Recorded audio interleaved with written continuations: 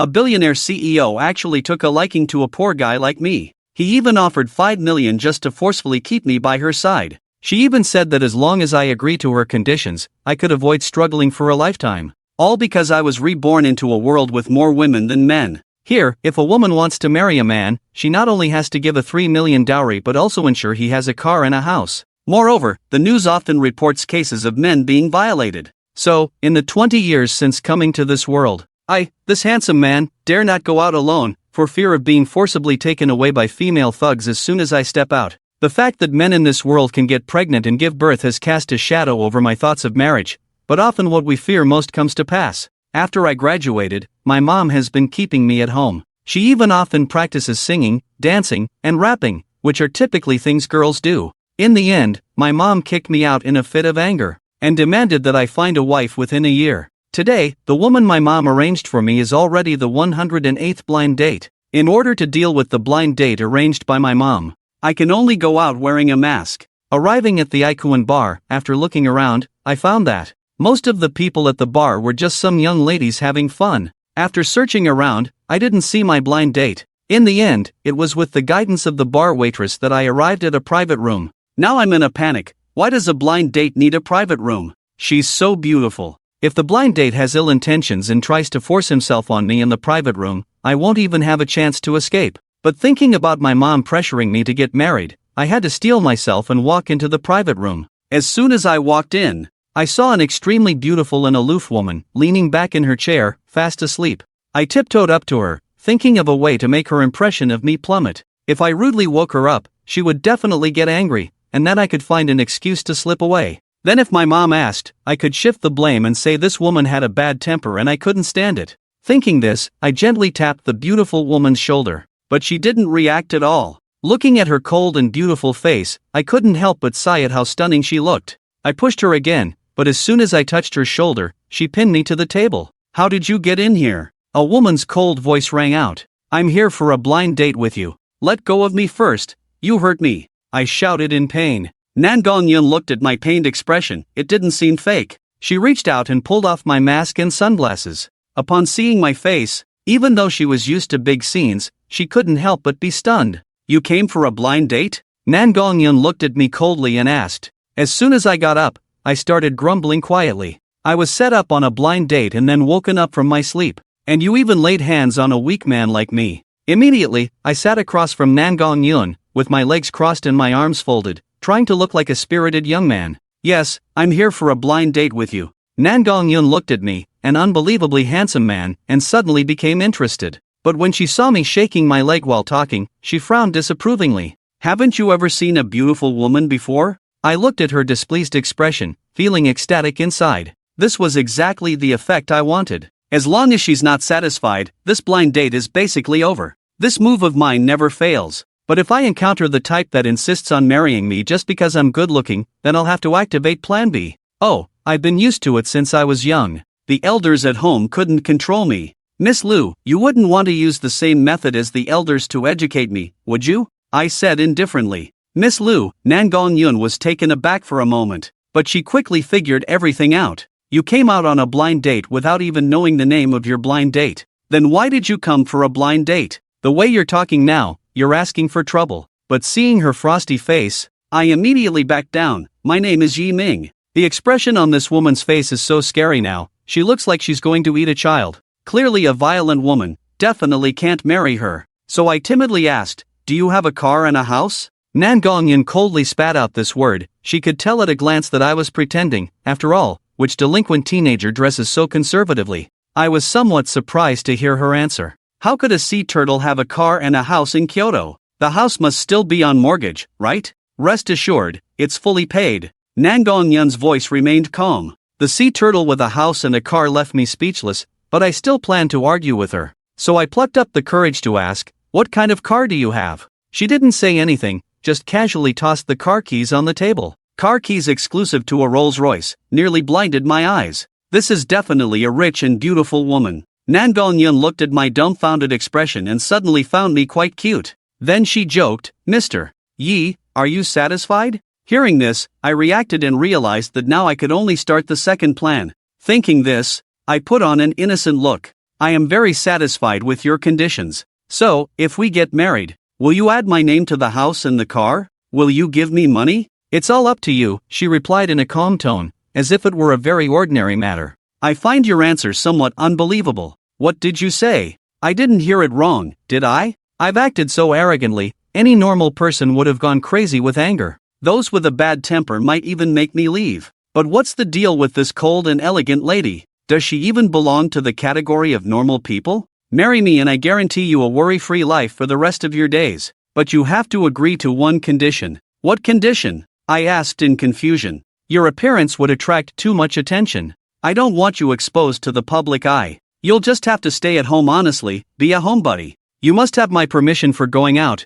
Nangongyan said slowly. Although this condition sounds simple, there are few who can actually do it. The moment I heard it, I wanted to get married even less. At this point, I pretended to be in a difficult situation. Miss Liu, your demands are too high for me. I've been used to freedom since I was young, so we're not suitable. I pretended to be regretful, my acting skills were top-notch. But in Nangongyan's eyes, this was no different from lying to a child. She crossed her arms, displaying a haughty attitude in front of me. People who are not used to it always need an adaptation process. I believe Mr. Yi will gradually adapt. Now I was really flustered. My refusal was so obvious. This woman actually wants to persist. Just as I was about to refuse again, a knocking sound came. Come in, as the voice of Nangongyan fell. A waiter walked in. What is it? Nangongyan's cold voice rang out. She said to me apologetically, I'm sorry, sir. Your friend has changed the private room and is waiting for you in room 168. After hearing what the waiter said, my handsome face turned red in an instant.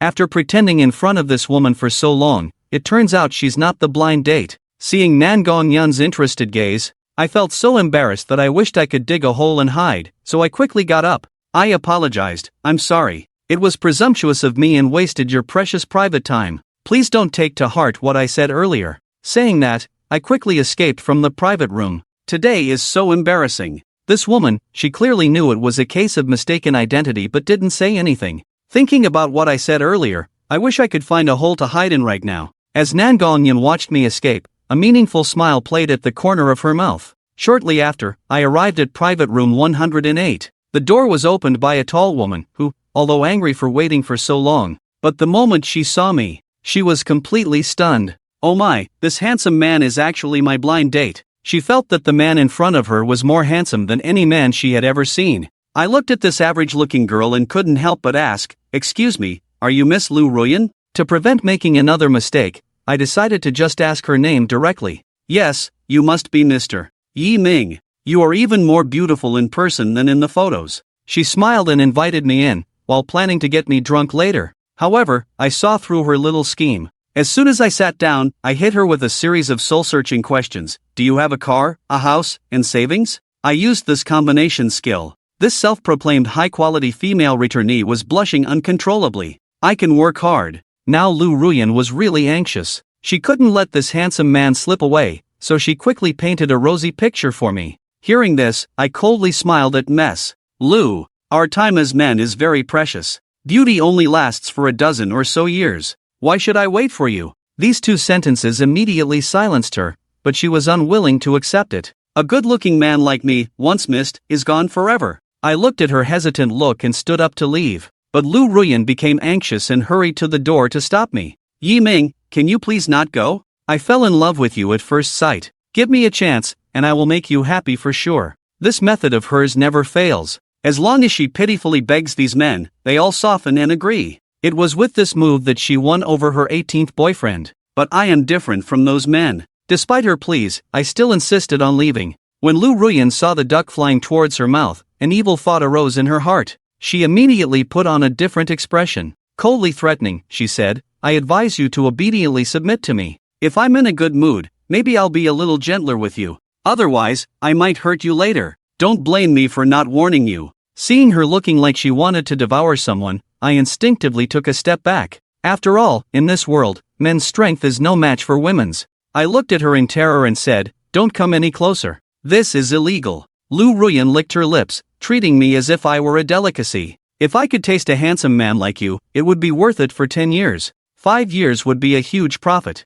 My heart skipped a beat. This woman must be crazy. She wanted to kiss the handsome man in front of her, but Yiming quickly pushed her head away and shouted loudly towards the door, "Help! The isolation effect of the private room is very good. Even if you put your ear to the door, you can't hear the sound inside, so no matter how loud Yiming shouts, it's useless." Lu Ruyan grabbed his hands with one hand and then struck his abdomen with the other hand. Ugh! With this blow, Yiming, who was still struggling and shouting, instantly groaned, clutching his stomach and curling up. "You stubborn Korean, you're forcing me, aren't you?" Lu Ruyan looked at his painful appearance, showing no mercy and trying to tear off his clothes. Yiming saw the situation, put his hands on her shoulders, then propped up with one foot, and pushed her off himself. Then he endured the pain and got up, running towards the door. Lu Ruyan, who had reacted, immediately grabbed his ankle and pulled him down to the ground. Yiming was in so much pain that he saw stars. Zhou Shualan once again straddled him and said fiercely, "You Korean stick is quite tough. I'll make you beg me to stop later."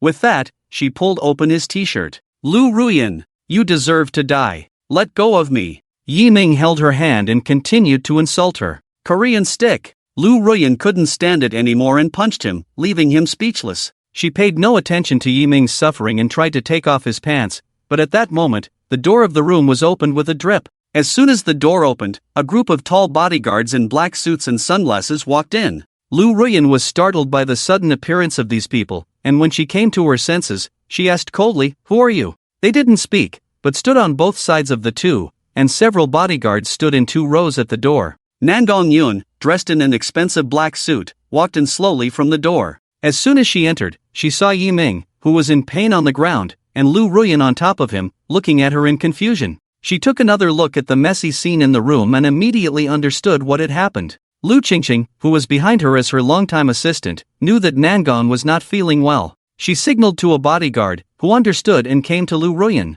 "You, what do you want to do?" Before she could finish speaking, the bodyguard punched her in the face. The punch was simple and direct. After being hit, Lu Ruyan flew back a meter and fell to the ground, motionless. Another bodyguard picked her up as if she were trash, and Lu Qingqing said to her, "Take her to the police station." "Yes." The tall female bodyguard responded and carried Lu Ruyan out. Nangong Yun looked at Yiming on the ground, came to him, and picked him up. As she held him, Lu Qingqing looked at Nangong Yun in disbelief. She, who had always been averse to men, never expected to touch a man voluntarily. Since she had been working for Nangong, she had never seen her have any contact with any man. But today, not only did she touch him, she also picked him up voluntarily. This shocked Lu Qingqing, but she didn't show it. Nangong Yun carried Yiming back to the matchmaking room, gently placed him on the red leather sofa, and then sat down at the table, staring at his beautiful face. Yiming, who was on the sofa, was in so much pain that he had almost passed out after being punched twice.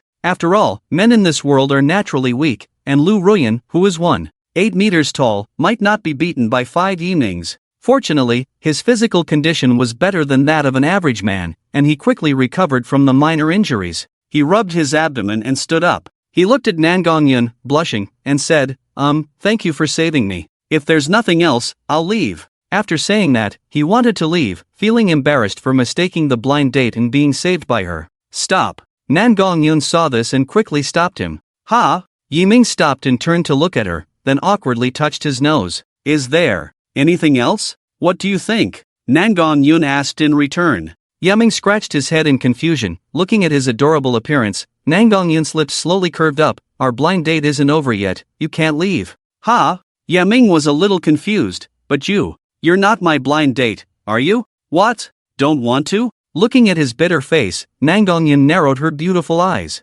"No, can I refuse?" "Oh, I'm afraid you don't have the right to decide," Nangong Yun said lightly, but her tone carried an irresistible dominance. "And I just saved you. Do you want to leave after just saying thank you?" Her tone was cold. "Then what do you want me to do?" Yiming asked helplessly. "Come over here first," Nangong Yun said lightly. Hearing this, Yiming hesitated and looked at her, but under Nangong Yun's sharp gaze, he slowly moved to the side of the mahogany table. Watching his hesitant movements, Nangong Yun raised her eyebrows slightly. "What? Are you still shy? Where did that rascal attitude go?" Listening to her teasing, Yiming's face became awkward, and he lowered his head. "I really appreciate what you did just now. Since you want to thank me, then sit over here obediently," Nangong Yun said, and Yiming immediately moved to her side, but only his buttocks touched the corner of the chair. "Are you afraid of me? I won't eat you," Nangong Yun asked coldly. Yiming remained silent. After this incident, he had already made a decision in his heart that he would never go on a blind date again.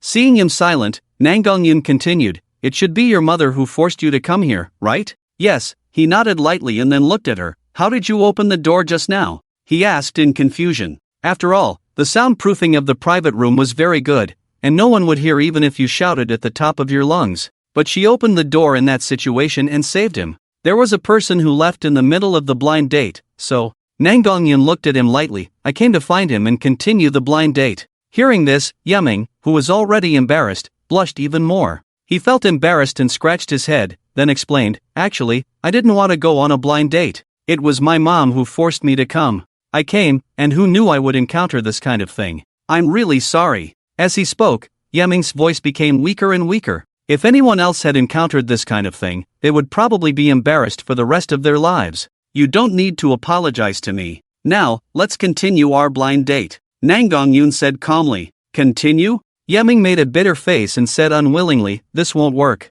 It was a misunderstanding, and we're not familiar with each other." He. Nam Gong-eun sneered, "Not familiar? Are you sure?" "Ha?" Yiming was a little silly and stood still. He asked in a daze, "Could it be we are familiar?" Looking at his silly appearance, her cold expression softened, and her beautiful face blossomed with a smile, brightening up the whole room for a moment. "Have you ever been familiar with someone on a blind date?" Nam Gong-eun wanted to tease him a little. There was no way around it. He was so cute and silly now compared to when he first came in. It's not often to see such a beautiful and silly young man, and the most important thing is that she didn't reject him. Instead, she had a strange feeling. It was as if this young man in front of her was her own toy, making her want to possess him. "How old are you?" Nam Gong-eun asked. "I'm 20 this year," he answered honestly. "What's your major? Which university did you graduate from?" "Finance management, graduated from Hwasha Business College." Nam Gong-eun heard this and her eyes flashed. This guy looked silly, but she didn't expect him to graduate from Hwasha Business College. It seemed like she had found a treasure. Nam Gong-eun looked at Yiming with increasing satisfaction,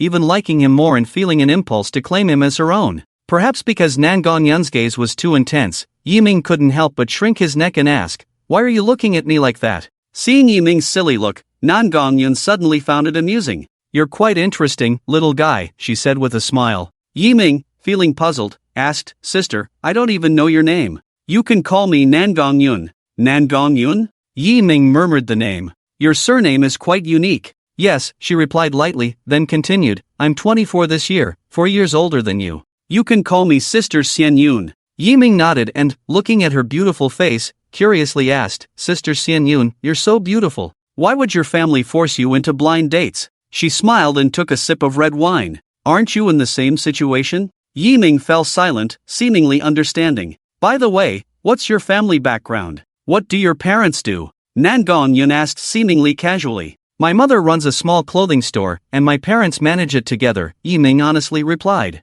His family background was modest, not from a prominent family, but so what? Nam Gong-eun thought she could still get what she wanted. With this in mind, a faint smile appeared on Nam Gong-eun's lips as she looked at Yiming. A man as handsome as him would surely have many pursuers, yet he was here on a forced blind date, dressed casually. Thinking this, Nam Gong-eun smiled at him and said, "Since both of us are here on forced blind dates, why don't we do this? I need a boyfriend, and you can be mine." "What?" Yiming was startled, almost dropping the cup he had just picked up. "Sister Xian-yoon, are you joking, right?" He was just here because of family pressure. He didn't expect to find a wife. "I'm not joking. I'm serious." "What? You don't want to?" Nam Gong-eun seemed to be asking, but her tone gradually turned cold. No, that's not what I meant." "Good, since that's not what you meant, let's get registered tonight." "What?" Yiming was bewildered. Wasn't this progressing too quickly? They were going to get registered after just one night? No, Sister Xian-yoon, let me be honest with you.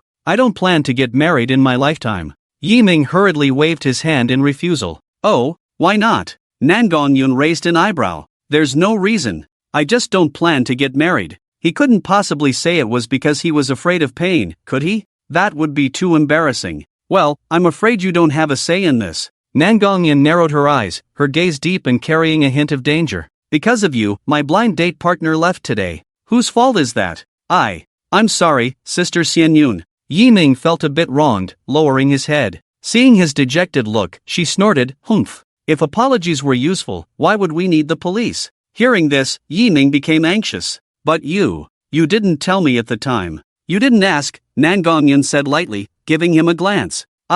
Yi Ming was speechless. She was silent for a while, leaving him speechless. Nan Gongyun looked at his dumbfounded expression and found it adorable. Then, she suddenly thought of something and said coldly, actually, you don't have to reject so quickly. I can give you a second option. What option? Yi Ming was a little slow to catch on. My mother is pressuring me to get married, so we can get a marriage certificate first, then divorce after 3 years. During this time, I will give you a monthly allowance of 100,000. 100,000 per month. Hearing the offer, Yi Ming was shocked. 10,000 a month would be enough for him to spend for several years. Their family's monthly net profit was not even 100,000. This was too tempting, but he hesitated. He didn't believe that someone who offered 100,000 a month just to get a marriage certificate to appease her mother would not have other demands. Thinking this, he looked at her and tentatively asked, so, do I need to do anything for you? Hearing this, Nan Gongyun smiled and said, during this time, you should stay at home as much as possible, move in with me, and not have any conversations with other women. Otherwise, you will regret it. Upon hearing this, Yi Ming immediately refused. No, these conditions are too strict. My requirements are already quite lenient. Nan Gongyun glanced at him coldly, and I'm not negotiating with you. With a confident and domineering attitude, she seemed to have the upper hand, as if Yi Ming had no choice but to agree. Seeing her strong and domineering posture, Yi Ming was at a loss for what to do. He wanted to refuse, but he had indeed disrupted her original blind date, and he should give her face for saving him just now. But he really didn't want to get married. Seeing this, Nan Gongyun stood up slowly and looked down at him. My patience is limited, and you only have these two options. I'll come to see you tomorrow. I hope you'll be ready. With that, she turned and left, not giving him a chance to refuse. In the room, Yi Ming was left alone, lost in thought. He sighed, feeling helpless. He had thought that going on a blind date would be an easy thing, but it had turned into this situation. But, you'll still come to find me? Can you find me? He said arrogantly as he watched her leave. At night, the bustling streets were brightly lit, and the crowds of people were constantly coming and going. Sitting in a stretched Lincoln sedan, Nan Gongyun looked out the window as the busy street rapidly receded. She recalled the scene from tonight and a faint smile appeared on her cold face. It had been a long time since she had had any contact with a man, and she had a psychological illness that made her very uncomfortable around men. However, tonight's encounter with Yi Ming was an exception. Lu Qingqing sat in front of her, watching her look out the window without disturbing her. It was the first time she had seen Sister Nan have any contact with a man. She had seen a rich young man before, and in an attempt to create a chance encounter, he accidentally fell near her. He thought Nan Gongyun would catch him, but instead, he ended up in close contact with the ground. Although this boy was not as good as the one tonight, he was still considered a player of their generation. However, it seemed that Sister Nan had no interest in him, and even seemed a little disgusted. Nan Gongyun collected her thoughts and turned to look at Lu Qingqing sitting opposite her, and said softly, Ah Qing, give me the personal information about Yi Ming. She thought for a moment, oh, by the way, help me print a marriage contract, remember to leave some loopholes. Lu Qingqing was stunned for a moment, then obediently nodded, yes, Miss Nan. Nan Gongyun leaned back on the sofa with her eyes closed. The extraordinary handsome face from just now kept repeating in her mind, and a faint smile couldn't help but appear at the corner of her mouth. For so many years, no man has ever refused me, and you, Yi Ming, are the first. This man, I've got him. Phew, I'm so tired. Yi Ming returned home. He immediately lay down on the bed, feeling as if he had been emptied. He recalled the events of tonight and felt distressed. This Nan Gongyun, she looks cold and seems like a violent maniac. A woman who would abuse her husband. How did he get involved with such trouble? It's all that damn Lu Ruyan's fault. Yi Ming gritted his teeth and turned over, clutching his abdomen. It hurts so much. There was a faint stabbing pain in his stomach, he frowned, and slowly sat up from the bed. He didn't expect women in this world to be so strong. In his previous life, he could take 5 punches from a man without a problem, but here, he was almost fainting from just 2 punches from a woman. Yi Ming went to the computer desk, turned on the computer, and was about to have a thrilling and endless battle. Even though it was just a chicken pecking at each other, he would be happy for the day. He had completely forgotten about the things Nan Gongyun asked him to prepare. Anyway, he was back home, and he wasn't going out. If you still want to find me, come and get me. After playing 2 rounds, he lost every time. Although he was a novice, he liked to be tough, but every time he abandoned his teammates and started a new round. Wow, are you cheating every time you shake my knife? Yi Ming looked at the computer screen, feeling extremely absurd. As long as he charged up, the person would shake his knife. He cherished his golden armor and golden decree, which he had painstakingly collected, and it wasn't guaranteed to have them in 2 rounds. Damn it! I'm not playing anymore. He quickly retreated, and by his appearance, it was clear that he was a regular at SA. He closed the computer, stretched, and picked up his phone to see a message coming in. He opened it and saw a voice message from his mother. Xiaoming, how was your blind date today? Looking at the message from his mother, he was a little annoyed. What kind of blind date did she arrange? Not only was she an idiot, but she was also very lecherous.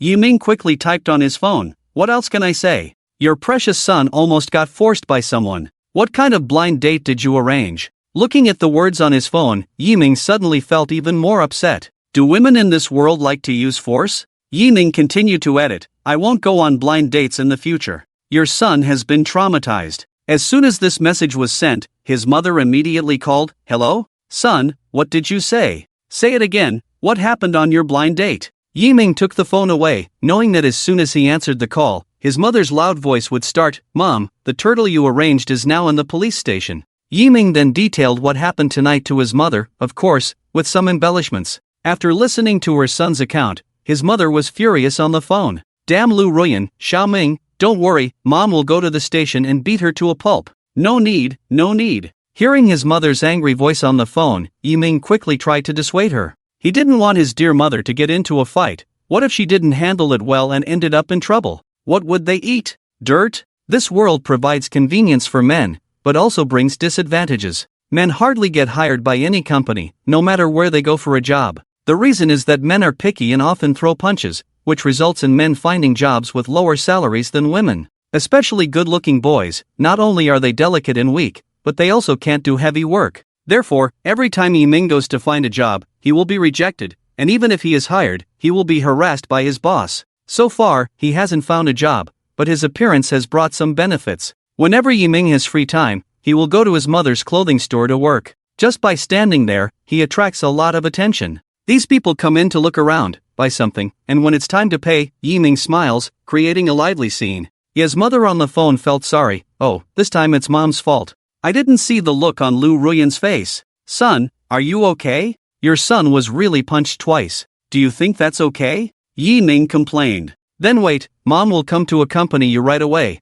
and I'll have your dad make some stew for you. Hearing his mother's words, Yiming couldn't help but smile. His parents are very good to him. Oh, no need, Mom. Yiming looked at the time and found that it was already late. He didn't want to be nagged by his mom late at night. It's getting late, I want to rest early. Okay, then I won't bother you. Good night, son. Well, good night. After saying this, Yiming immediately hung up the communicator, lay on the bed, propped his head with both hands, and stared at the ceiling. Suddenly, he thought of what the woman said today and shook his head. Forget it, I don't want to think about it. I'll take a shower and go to bed. After saying that, he lifted the blanket, went into the bathroom, and after washing up, he lay on his familiar big bed. That night, he had a dream. He dreamed of a woman in a black suit whispering in his ear, Xiaoming, you are mine, you can't escape. He wanted to see her face clearly, but no matter how he explored, her face was like a mist. The next morning, Yiming hadn't woken up yet when he heard a knock on the door. Bang, bang, bang. This sound made him feel annoyed. He rubbed his sleepy eyes and impatiently shouted, who is it? The person outside didn't speak, just kept knocking. Yiming, wearing a nightgown, staggered to the door. Coming, if you knock again, the door will break, he said as he rubbed his eyes and came to the door. Click, the door opened, and he stuck his head out, yawning and looking like he hadn't woken up. Who is it? Why are you knocking so early in the morning? If you want to see me. He had only said half of his sentence when he was speechless. You. He pointed at the woman outside the door, unable to speak a complete sentence. The woman outside was wearing a domineering and noble black suit, with a beautiful and shiny black braid, a cold and beautiful melon-seed face, slender and curved eyebrows, sparkling and agile eyes, and pink lips, like a rose blooming in the cold ice, beautiful and charming yet with a hint of coldness and aloofness. What, don't you recognize me? Nan Gongyan raised her eyebrows, smiling ambiguously. Yiming stared at her dumbfoundedly, and behind her were a large group of bodyguards. He roughly counted at least 15 of them. How did you find this place? Yiming swallowed and had never told her where he lived. Nan Gongyan waved her hand, and all the bodyguards behind her stepped back. Don't ask how I found it. I found it, and now you should get ready to go with me. Go with you? What for? Yi Ming was a little dumbfounded. Why did you come knocking on the door early in the morning and talk nonsense? Have you forgotten our agreement from last night? Nan Gongyun reminded him. Last night? What happened last night? Looking at Yi Ming's bewildered expression, Nan Gongyun couldn't help but sigh. This man is good at everything, except a bit foolish. She approached slowly, her gaze fixed on his chest. You promised last night to go with me to register today. You haven't forgotten, have you? Her tone carried a hint of threat. Register? What registration? Yi Ming was a bit puzzled. Stop pretending to be clueless. Do you want me to hit you? Nan Gongyun raised her fist towards Yi Ming. Realizing his act had been exposed, he awkwardly touched his nose and put on a pitiful look. Sister Xian Yun, what happened last night was really an accident. Let the readers see what it means for a man to act cute and a woman's heart to flutter. The bodyguards behind them suddenly turned red, even though they were wearing black sunglasses. Even Nan Gongyun was almost fooled, but her composure was remarkable. She cursed the fairy in her heart and coldly ordered the bodyguards, wait outside. Without waiting for Yi Ming's reaction, she opened the door and walked in. Yi Ming quickly shouted, Hey, what are you doing? You can't just enter someone's house without permission. Ignoring his protests, Nan Gongyun sat on the sofa and ordered, Xing, close the door. Yes. Lu Qingqing obediently closed the door, leaving Yi Ming bewildered. Who is the owner of this house, you or me? You look so comfortable, while I look like a disheveled cat who just finished eating a chicken leg. Hey, I'm talking to you, can't you hear me? Yi Ming stood in front of her, looking down at her. Nan Gongyun wanted to pinch his cheek, but restrained herself. Sit down, I have something to tell you. Yi Ming sat on the sofa, puzzled, and said, What is it? I'm so tired. He yawned, his eyes almost closed. Nan Gongyun looked at this silly and lazy man and took out a contract, placing it on the table. She said coldly, I brought the contract. Take a look and sign it if you agree. Hearing this, Yi Ming suddenly became alert. He didn't expect her to bring the contract. He picked it up and read it. The terms seemed normal, mainly stating that he would live in her house and receive a monthly allowance of 100,000. But he felt something was off. Each clause was marked with the explanation rights belonging to the first party. Why add this? What else could it do? For example, the first party cannot force the second party to fulfill the rights of a husband. During the contract period, the male party has the right to refuse to fulfill the wife's legal rights. This all seemed to be in his favor. Even if she wrote that all explanation rights belong to the first party, it shouldn't matter. But, he glanced at her suspiciously and saw her cold gaze, then looked back at the contract. Would this woman be so kind? She doesn't do anything and just lets me stay at her house, and she'll give me 100,000 in a month? The more he thought about it, the more uneasy he felt, always feeling that things were not so simple. So he decided to probe again. Xian Yun, actually, I like to live freely, and I don't want to get married for the time being. Who cares if you like freedom or not? Hurry up and sign for me, then come home with me. If it weren't for you, I would have taken my other blind date back long ago. Nan Gongyun pretended to glare at him fiercely. Besides, this is not bad for you. I know it's not bad for me, Yi Ming hesitated. Can I come and go freely during this period? It's boring to stay at home all the time. Hearing this, Nan Gongyun was somewhat displeased. This little man actually dared to make conditions with her. Her face became dark, and her beautiful phoenix eyes stared straight at him. Yi Ming was a little unnerved by her gaze. He lowered his head, avoiding her sharp eyes. The two of them remained at a standstill, one sitting stubbornly and rigidly, the other looking like a gang leader sitting on the sofa. After a long time, Yi Ming couldn't stand her aggressive gaze first. He coughed lightly. Xian Yun, don't look at me like that. I'll sign, okay? He compromised. He couldn't stand it anymore. The pressure was so great that he could hardly breathe. And he also carefully examined the contract. Although he couldn't go out often, he could still go out, and he could get a divorce in 3 years. 10,000 a month, 3 years, that's a lot. When he got divorced, and then took the money he had saved, it would be enough for him to live freely for the rest of his life. Thinking of this, Yi Ming had already fantasized about his carefree days in the future. I'll sign. With that, he decisively wrote his name on the contract. Seeing this, Nan Gongyun's mouth slightly curved, revealing a sly smile. She sat on the sofa, raised her slender jade finger and lifted his chin. Good boy. Good my foot. It's written in the contract that you can't force me to do anything. Yi Ming held the contract, with a proud and arrogant look, hands on his hips. What did you just say? Nan Gongyun's face instantly darkened, with a strong sense of danger in her tone. Yi Ming shrank his neck and immediately changed his tone. I just said, the contract has provisions. You can't force me to do anything. In the end, he raised his head again, with a fearless look. This made Nan Gongyun both angry and amused. If you say this person is foolish, then he knows what's written in the contract. If you say he's smart, then he wouldn't look at the pitfalls in the contract, let alone care about the interests. Ah, indeed, good-looking men are all traded for their rare intelligence. Nan Gong-yun sighed, indifferent. Since the contract is signed, I'll take you to meet my parents tonight and get a marriage certificate. Ah, so urgent? Yi Ming looked at her in surprise, thinking it would take several more days. Not so soon. Nan Gong-yun nodded. Yes, I don't have time to play around with you. My mother is urging me. With that, she stood up. Your luggage? Luggage? Yi Ming tilted his head, somewhat dazed. What luggage? Seeing his appearance, Nan Gong-yun couldn't help it and knocked him on the head. Ouch! Yi Ming cried out in pain, holding his head, and looked up with watery eyes. What are you doing? What am I doing? What do you mean, what am I doing? I told you to pack up last night. Where did you go? Nan Gong-yun heard him dare to question her, and she was instantly angry. Seeing his aggrieved expression, Nan Gong-yun didn't feel good either. I'll give you 5 minutes to pack up, otherwise. When it comes to this, she raised her hand and pretended to have a fierce expression. Yi Ming, seeing her like this, was so scared that he quickly stood up from the ground and ran into the bedroom in a flash. Before long, he dragged the suitcase out and said, Xian Yun, I'm done packing. Nan Gong-yun glanced at him and saw that he had indeed packed almost everything, so she nodded in satisfaction. That's almost it, let's go. With that, she took the luggage from Yi Ming's hand and headed downstairs. Xian Yun, wait a minute, Yi Ming suddenly called out to her. What's the matter? Is there something else? Yi Ming scratched his head, looking hesitant. Seeing his appearance, Nan Gong-yun frowned. What's wrong? Yi Ming took a deep breath and gathered his courage. Can we not get married? Yi Ming's eyes dodged hers, unable to look at her. As soon as he spoke, Nan Gong-yun's originally cold and beautiful face turned dark in an instant. If you try to bargain with me again, you'll see how I'll beat you.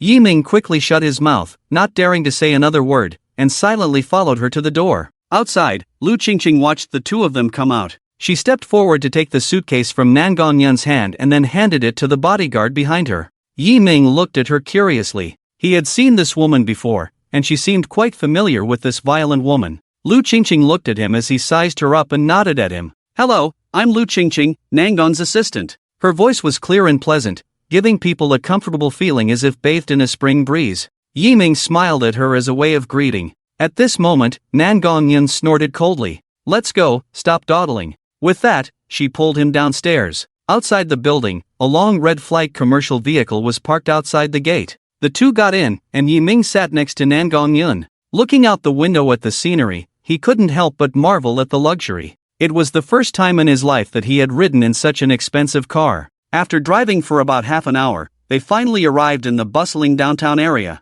It was already past 6 o'clock in the evening, the sun was still high in the sky, and the streets were bustling with traffic. The streetlights illuminated the road brightly. The two arrived at the marriage registration office. As soon as they got out of the car, a young woman approached them. She looked young, wearing a white shirt and a pencil skirt, giving off the air of a manager. The girl walked up to Nan Gong-yun, bowed respectfully, and spoke in a sweet voice, Miss Nan, please come with me to the office. I will handle the relevant procedures for you. Nan Gong-yun responded coldly. Miss Nan, please follow me. The woman gestured, and Nan Gong-yun led Yi Ming inside, while Lu Qingqing and the others stayed outside. Yi Ming felt a little nervous inside. After all, he had lived for so long, and this was his first time getting a marriage certificate, so he couldn't help but feel a bit anxious. Nan Gong-yun seemed quite calm, her face still cold and unchanged. Watching this scene, Yi Ming felt even more nervous. Once inside, Nan Gong-yun sat in a chair, crossed her legs, and folded her arms. The girl had just taken out 2 marriage certificates from the desk. She handed the marriage certificate to Nan Gong-yun and then bowed her head respectfully, saying, Miss Nan, please sign your name here. Hearing this, Nan Gong-yun glanced at the marriage certificate and then signed her name on the paper certificate. After signing, they took a photo together. When all the procedures were completed, Yi Ming held the marriage certificate in a daze. He had really gotten married like this. So this is what getting married is like? Yi Ming muttered quietly. What did you say? Nan Gong-yun turned her head, squinting her phoenix eyes, and a wave of pressure hit Yi Ming. Nothing. I didn't say anything. Yi Ming explained anxiously, not knowing why, but feeling a faint fear towards the woman in front of him. Let's go, I'll take you home, said Nan Gong-yun naturally, reaching out to hold his hand. As soon as she touched him, Yi Ming reflexively pulled away. Seeing this, Nan Gong-yun's expression darkened. She once again tried to reach for his hand, but Yi Ming dodged her once more. This time, Nan Gongyun couldn't bear it any longer. She looked at Yi Ming and coldly said, "Yi Ming, I hope you're not playing with fire." Her eyes were filled with a strong warning. Hearing this, Yi Ming's body stiffened, a chill creeping up from his feet. No, I just don't want to hold hands," he stammered. Seeing Yi Ming's reaction, Nan Gongyun suddenly smiled. "Don't want to hold hands? Alright, I'll help you." With that, she reached out and pulled Yi Ming into her embrace. Caught off guard, Yi Ming fell into Nan Gongyun's arms, feeling the faint fragrance emanating from her and realizing how tall she was compared to him. Nan Gongyun held Yi Ming tightly, whispering in his ear, "Yi Ming, remember from now on, if you dare to have unclear relationships with other women besides me." She paused, then continued in a chilling tone, "You're as good as dead." Yi Ming felt a shiver run through his body, never having heard someone's voice so cold. Before he could react, Nan Gongyun forcefully took his hand, her touch making him wince. Unable to resist, he let her lead him to the car. Lu Qingqing was already waiting inside, and Nan Gongyun directed her, "Ah Qing, drive to Shanhup." Lu Qingqing nodded and started the car, speeding off. Yi Ming stole a glance at Nan Gongyun, who was reclining in the back seat, and hesitated before deciding to keep quiet. As Nan Gongyun dozed off in the car, she couldn't help but feel a surge of anger at his rejection. Over the years, he was the only man who had repeatedly refused her. How dare he? With that thought, she abruptly opened her eyes and stared at him coldly, not saying a word. Yi Ming felt a chill run down his spine. This woman's silence was already terrifying, and now she was staring at him like this. It was downright menacing. Xian Yun, why are you looking at me like that?" Yi Ming stammered, feeling uneasy. "Humph," she sneered coldly, "what's wrong with looking at you? Who said I can't look at you? I didn't say you can't look." Yi Ming muttered under his breath, silently cursing this violent woman. He even regretted marrying her, because she was too dangerous. If he ever angered her, he might not be able to escape unscathed. With that thought, Yi Ming suddenly felt that his decision was hasty. He now wanted to call off the marriage, but looking at her expression, "No, I can't. If I say it, she'll definitely beat me and I still won't be able to divorce her," Yi Ming thought to himself. He was certain she would do that. With that, Yi Ming's heart sank, feeling a sense of unease and hearing another voice in his head, "You'll never leave me in this lifetime." Half an hour later, the car stopped in front of a European-style building. Yi Ming looked through the car window, glanced at the surroundings, and couldn't help but exclaim in surprise. This was the most luxurious wealthy area in the Magic City. Every inch of land was valuable, with even a single house worth millions, not to mention that she had bought the entire piece of land. Yi Ming couldn't help but ask in disbelief, "Are all of these yours?" He knew she was very wealthy, being able to give herself a monthly allowance of 100,000 yuan, so how could she be poor? But he was still somewhat incredulous. After all, he had heard of Shanhuju, and owning land here was already a sign of being a local tyrant. Looking at Yi Ming's skeptical expression, Nan Gongyun glanced at him indifferently, then stepped out of the car. Yi Ming followed and got out of the car. When they stood outside the gate, Liu Qingqing had already opened the door for Nan Gongyun. Yi Ming looked at the villa and was once again speechless with surprise. Even before entering, the building exuded a valuable aura, and it occupied a large area, surrounded by vibrant roses, red like blood, yellow like paint, purple like crystal, and blue like diamonds. "Do you like it?" At this moment, Nan Gongyun suddenly spoke, her voice still cold but not lacking in tenderness. Yi Ming nodded in a daze. The decoration here was like an ancient palace, but more modern, with vibrant flowers and plants all around, indicating its vitality. "As long as you like it, this will be your living place in the future." Nan Gongyun walked over, took his hand, and said, "I'm the only one living here, along with the housekeeper and some servants. Let's go in first." She led him into the living room, a spacious space that could accommodate around 500 people, extremely luxurious. All the items were neatly arranged in every corner, with priceless antiques placed every few steps. Yi Ming was curious about Nan Gongyun's identity and how she could possess such wealth. Just as Yi Ming was lost in thought, a woman in a black tailcoat approached, smiling at Nan Gongyun. "Miss, dinner is ready." Nan Gongyun nodded, "Okay, I know." Then she turned to Yi Ming and said, "Xiao Ming, this is the housekeeper here, named Liu Yufei." She then introduced Yi Ming to Liu Yufei, "And Liu, this is Yi Ming, my husband now." "Hello," Yi Ming politely nodded. Liu Yufei looked at his restrained appearance and lightly laughed, "Just call me Aunt Liu." Aunt Liu, hello." Yi Ming awkwardly touched the back of his head. Liu Yufei responded with an and then whispered to Yi Ming, "You are the first man Miss has brought back." Yi Ming's cheeks flushed slightly, and he awkwardly smiled, not knowing how to respond. Seeing him silent, Liu Yufei continued, "Miss has a bit of a temper, I hope you can bear with her, sir." "Aunt Liu, I'll do my best." "That's good," Liu Yufei smiled. Nang Dongyun frowned as she watched the two whispering. Aunt Leo, what are you saying? Liu Yufei quickly smiled and shook her head. It's nothing, it's nothing. After that, she led the two into a separate kitchen. Since Nang Dongyun could remember, Liu Yufei had always been her housekeeper, taking care of her daily life. Although she was only Nang Dongyun's housekeeper in name, in Nang Dongyun's eyes, she was like a motherly figure. So she had great respect for Aunt Leo. Yaming and the others followed Liu Yufei to the dining table, and seeing the exquisite dishes on the table, he couldn't help but swallow his saliva, his stomach growling instantly. Liu Yufei invited them to sit down and then stepped aside. Originally, Nang Dongyun wanted her to dine together, but she was refused. However, she didn't insist, knowing Liu Yufei's character. Nang Dongyun picked up the chopsticks, picked up a piece of meat from the plate and fed it into her mouth, then said coldly, "The sweet and sour spare ribs taste good, you should try it." After that, she picked up a piece and put it in Yiming's bowl. Yiming hesitated for a moment, but still took a bite. The sweet and sour taste melted in his mouth, it was really amazing. Seeing his happy expression, Nang Dongyun's cold face also showed a slight smile. The steamed crushing carp is also good, try it.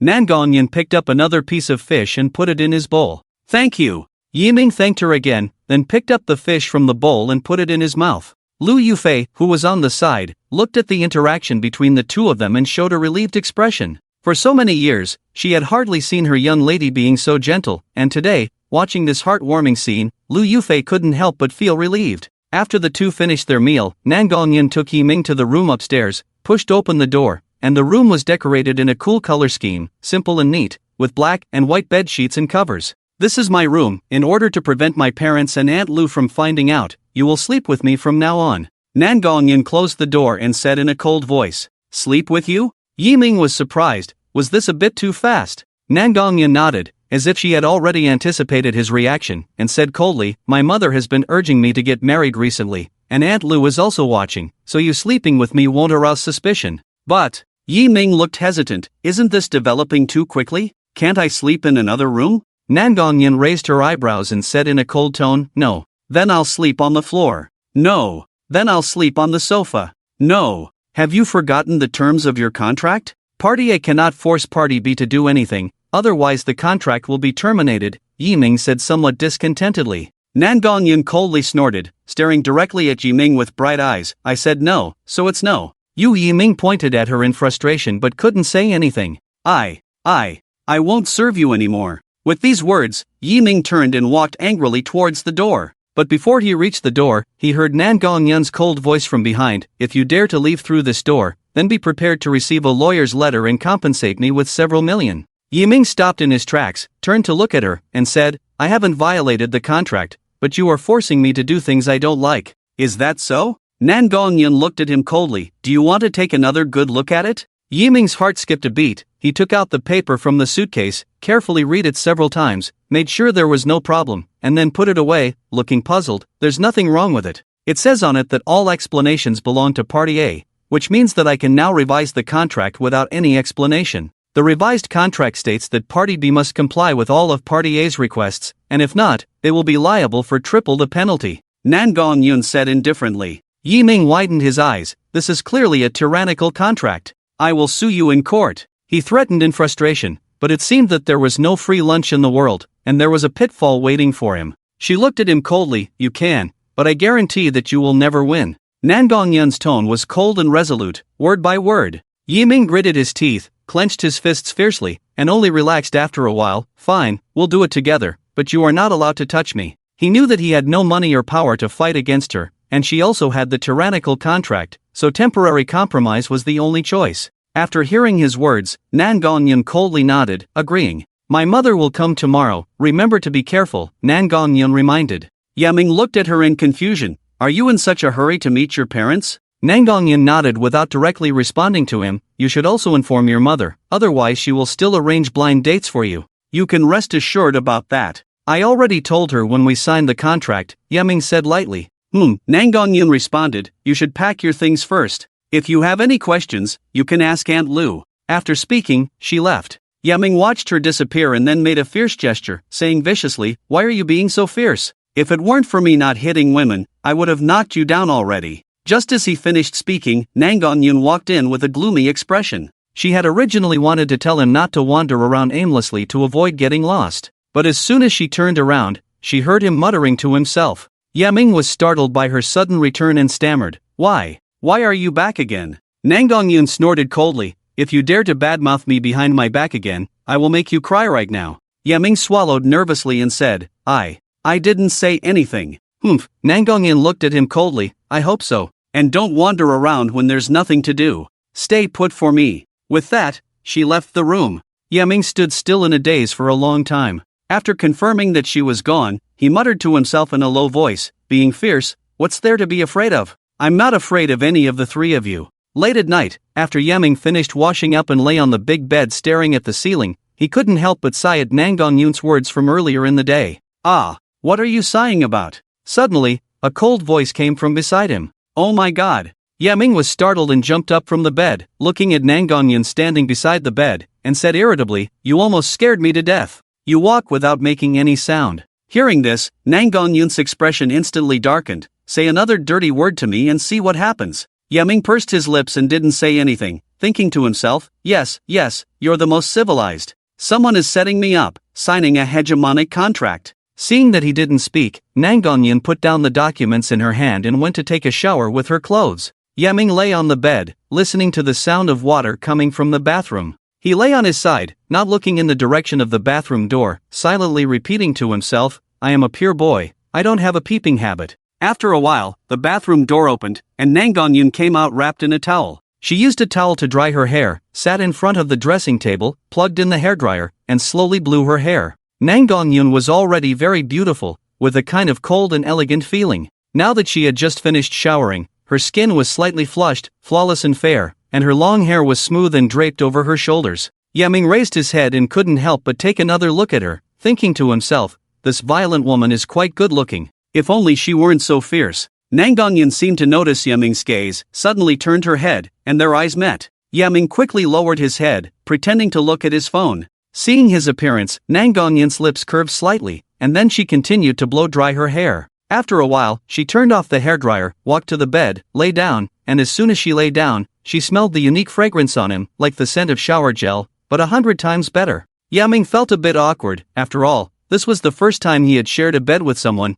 and it was a woman, which made him feel a bit strange. Suddenly, Nangongyun turned over and looked at him with cold eyes. "What are you sitting there for? Aren't you going to sleep?" Yaming hesitated for a moment, cleared his throat, and said, Sister Xianyun, can I change to another bed? I'm really not used to sharing a bed with someone." "What did you say?" Nangongyun stared at him coldly, his icy gaze seemed to freeze Yiming. Startled, Yiming shrank back and fell silent. Seeing him quiet, Nangongyun said coldly, "If you don't want a beating, then lie down and sleep." Yiming pursed his lips and obediently lay down, thinking to himself, "So fierce, always so fierce, her temper is really foul." Despite his complaints, he lay down obediently. As he lay down, Nangongyun immediately embraced him. She always found his scent comforting. Feeling her suddenly hugging him, Yiming was at a loss. He wanted to struggle, but her cold voice stopped him. "Don't move, if you do, I'll beat you." She didn't understand tenderness, only that using force could subdue others. Listening to her cold voice, Yiming shivered and allowed her to hold him. After a while, Yiming couldn't help but ask, "Can you put your feet down? How am I supposed to sleep like this?" Seeing her body pressed against his, as if using him as a pillow, he felt speechless. Why so much nonsense? Nangongyun glared at him. "Are you trying to pick a fight with me? Do you not know how heavy your feet are? You're over 6 feet tall, and you're putting your legs directly on my stomach. How am I supposed to sleep like this?" Nangongyun couldn't be bothered with him. As long as she was comfortable, it was fine. This little man, if she didn't discipline him, he wouldn't behave. Yiming looked helplessly at the ceiling. After a while, unable to bear the awkward position, he whispered, "Xianyun, I really can't sleep. Can we sleep separately so I can be more comfortable?" Nangongyun didn't respond, but her arm didn't release him. Yiming sighed helplessly. What else could he do? After a long time, he couldn't resist his drowsiness and gradually fell asleep. Listening to Yiming's steady breathing, Nangongyun smiled faintly. He was very handsome, much more so than anyone she had ever seen.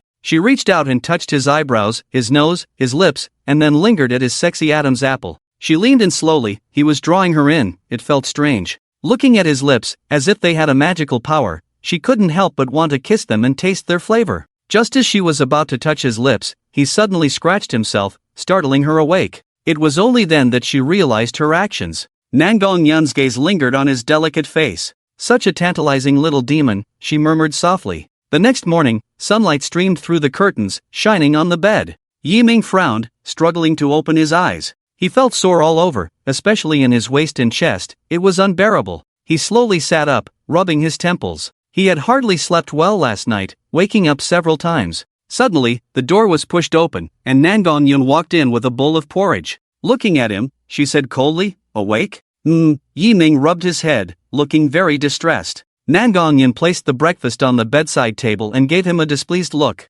"Hurry up and get up to wash, come eat breakfast." "I don't have an appetite," Yiming shook his head, refusing. Last night, she was like an octopus, pushing him to one side, and when he woke up in a daze, he found her pressing her thigh on him. He hadn't slept well all night, and now he just wanted to sleep. "You have to eat even if you don't have an appetite," Nangong Yun said, pulling him up. Yiming pursed his lips and obediently got up to brush his teeth and wash his face. "My mother will come over at noon, so mind your behavior," Nangong Yun reminded. "I know," Yiming waved his hand, sounding very impatient. "You'd better remember my words, or you'll be the one regretting it." After saying this, she left without looking back. Noon. A black extended Rolls-Royce drove into the South Palace estate, and the servants respectfully opened the car door. A beautiful woman stepped out of the car, wearing a white casual suit, with long shiny black hair cascading down her shoulders, and wearing sunglasses that partially covered her face, but couldn't hide her elegant and noble demeanor. "Mr. Nan, you're here," Lu Yufei bowed respectfully.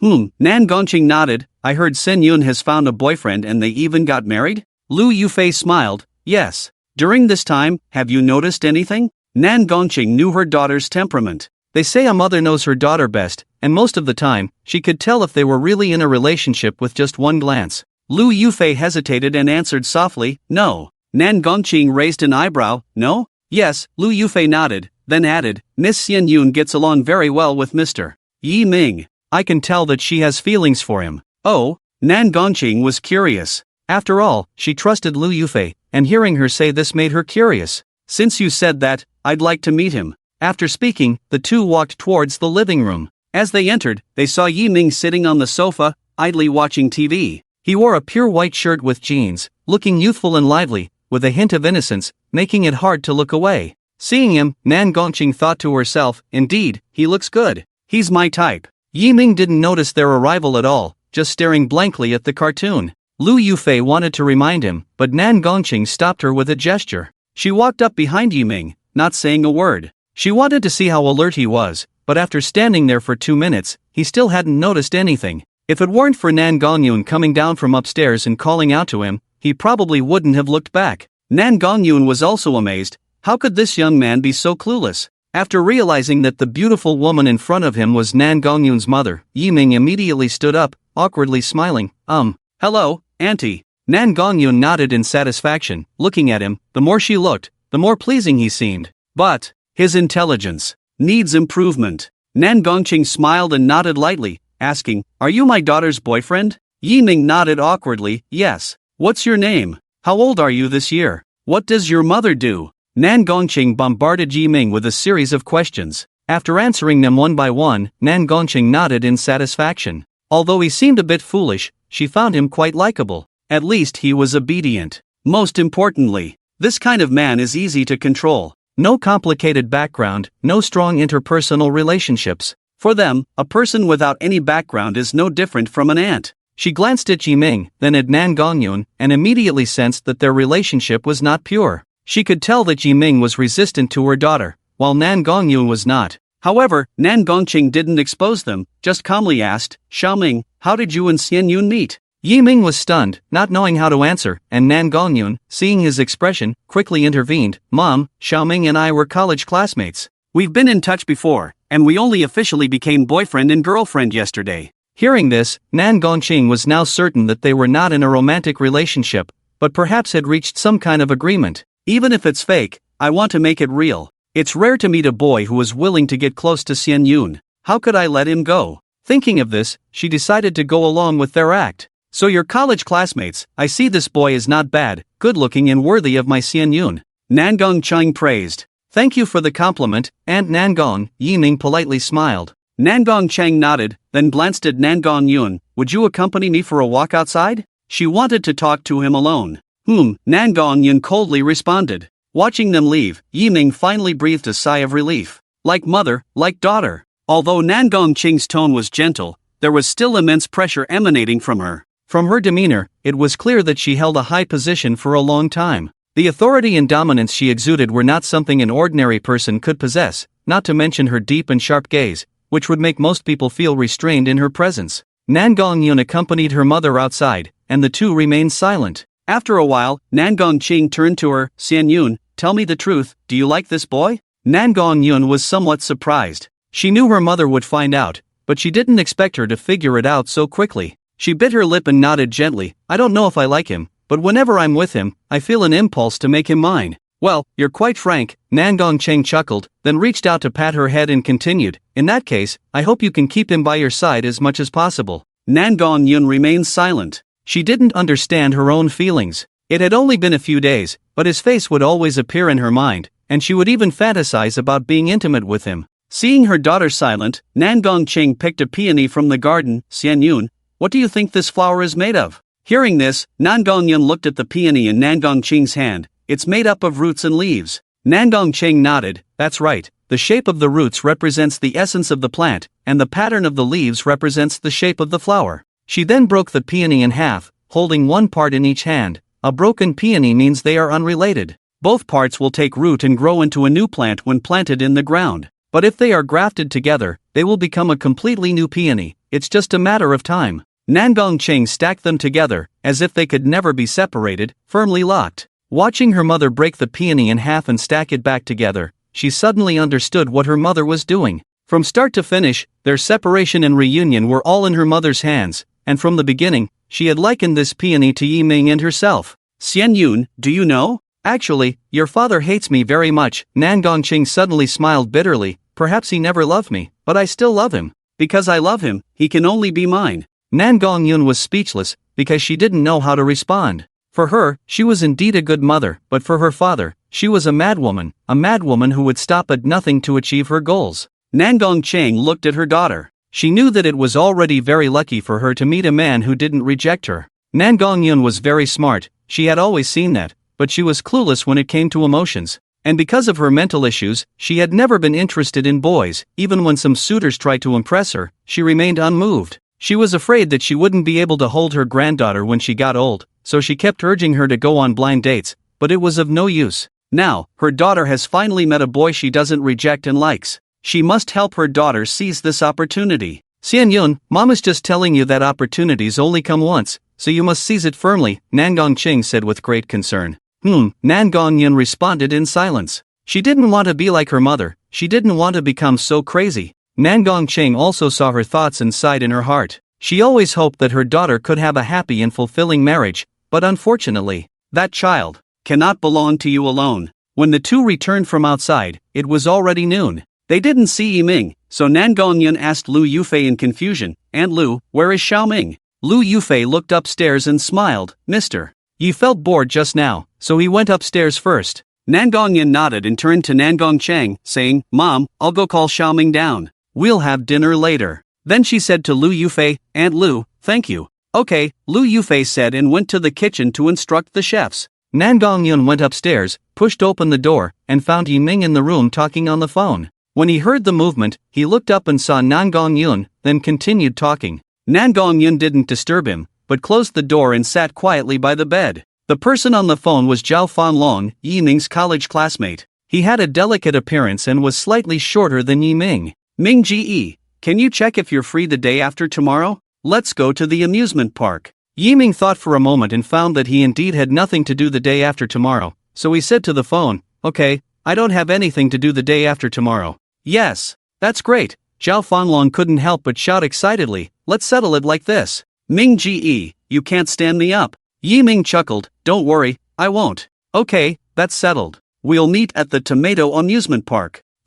After hanging up the phone, Nan Gongyun sitting on the bed asked coldly, who were you talking to just now? Yiming looked at her in confusion. Do I need to tell you who I was talking to? They only had a working relationship, and he didn't need to report everything to her. Nan Gongyun frowned, displeased, and said, are you going out the day after tomorrow? Yiming responded lightly. Seeing his reaction, did she have to manage this matter too? Nan Gongyan took a deep breath and forced herself to calm down. Is it a man or a woman? Hey, it's nothing. We just have a simple business relationship. I don't need to tell you everything, and my private matters have nothing to do with you, Yiming said, a little annoyed. Although she was the young lady of the Nangong family, she couldn't unreasonably restrict others' movements, especially since their relationship was just a signed contract. I'm asking you, is it a man or a woman? Nan Gongyan's eyes darkened, her tone icy. I said, we just have a simple business relationship. I don't need to tell you anything, and my private matters have nothing to do with you, Yiming said, standing up to leave.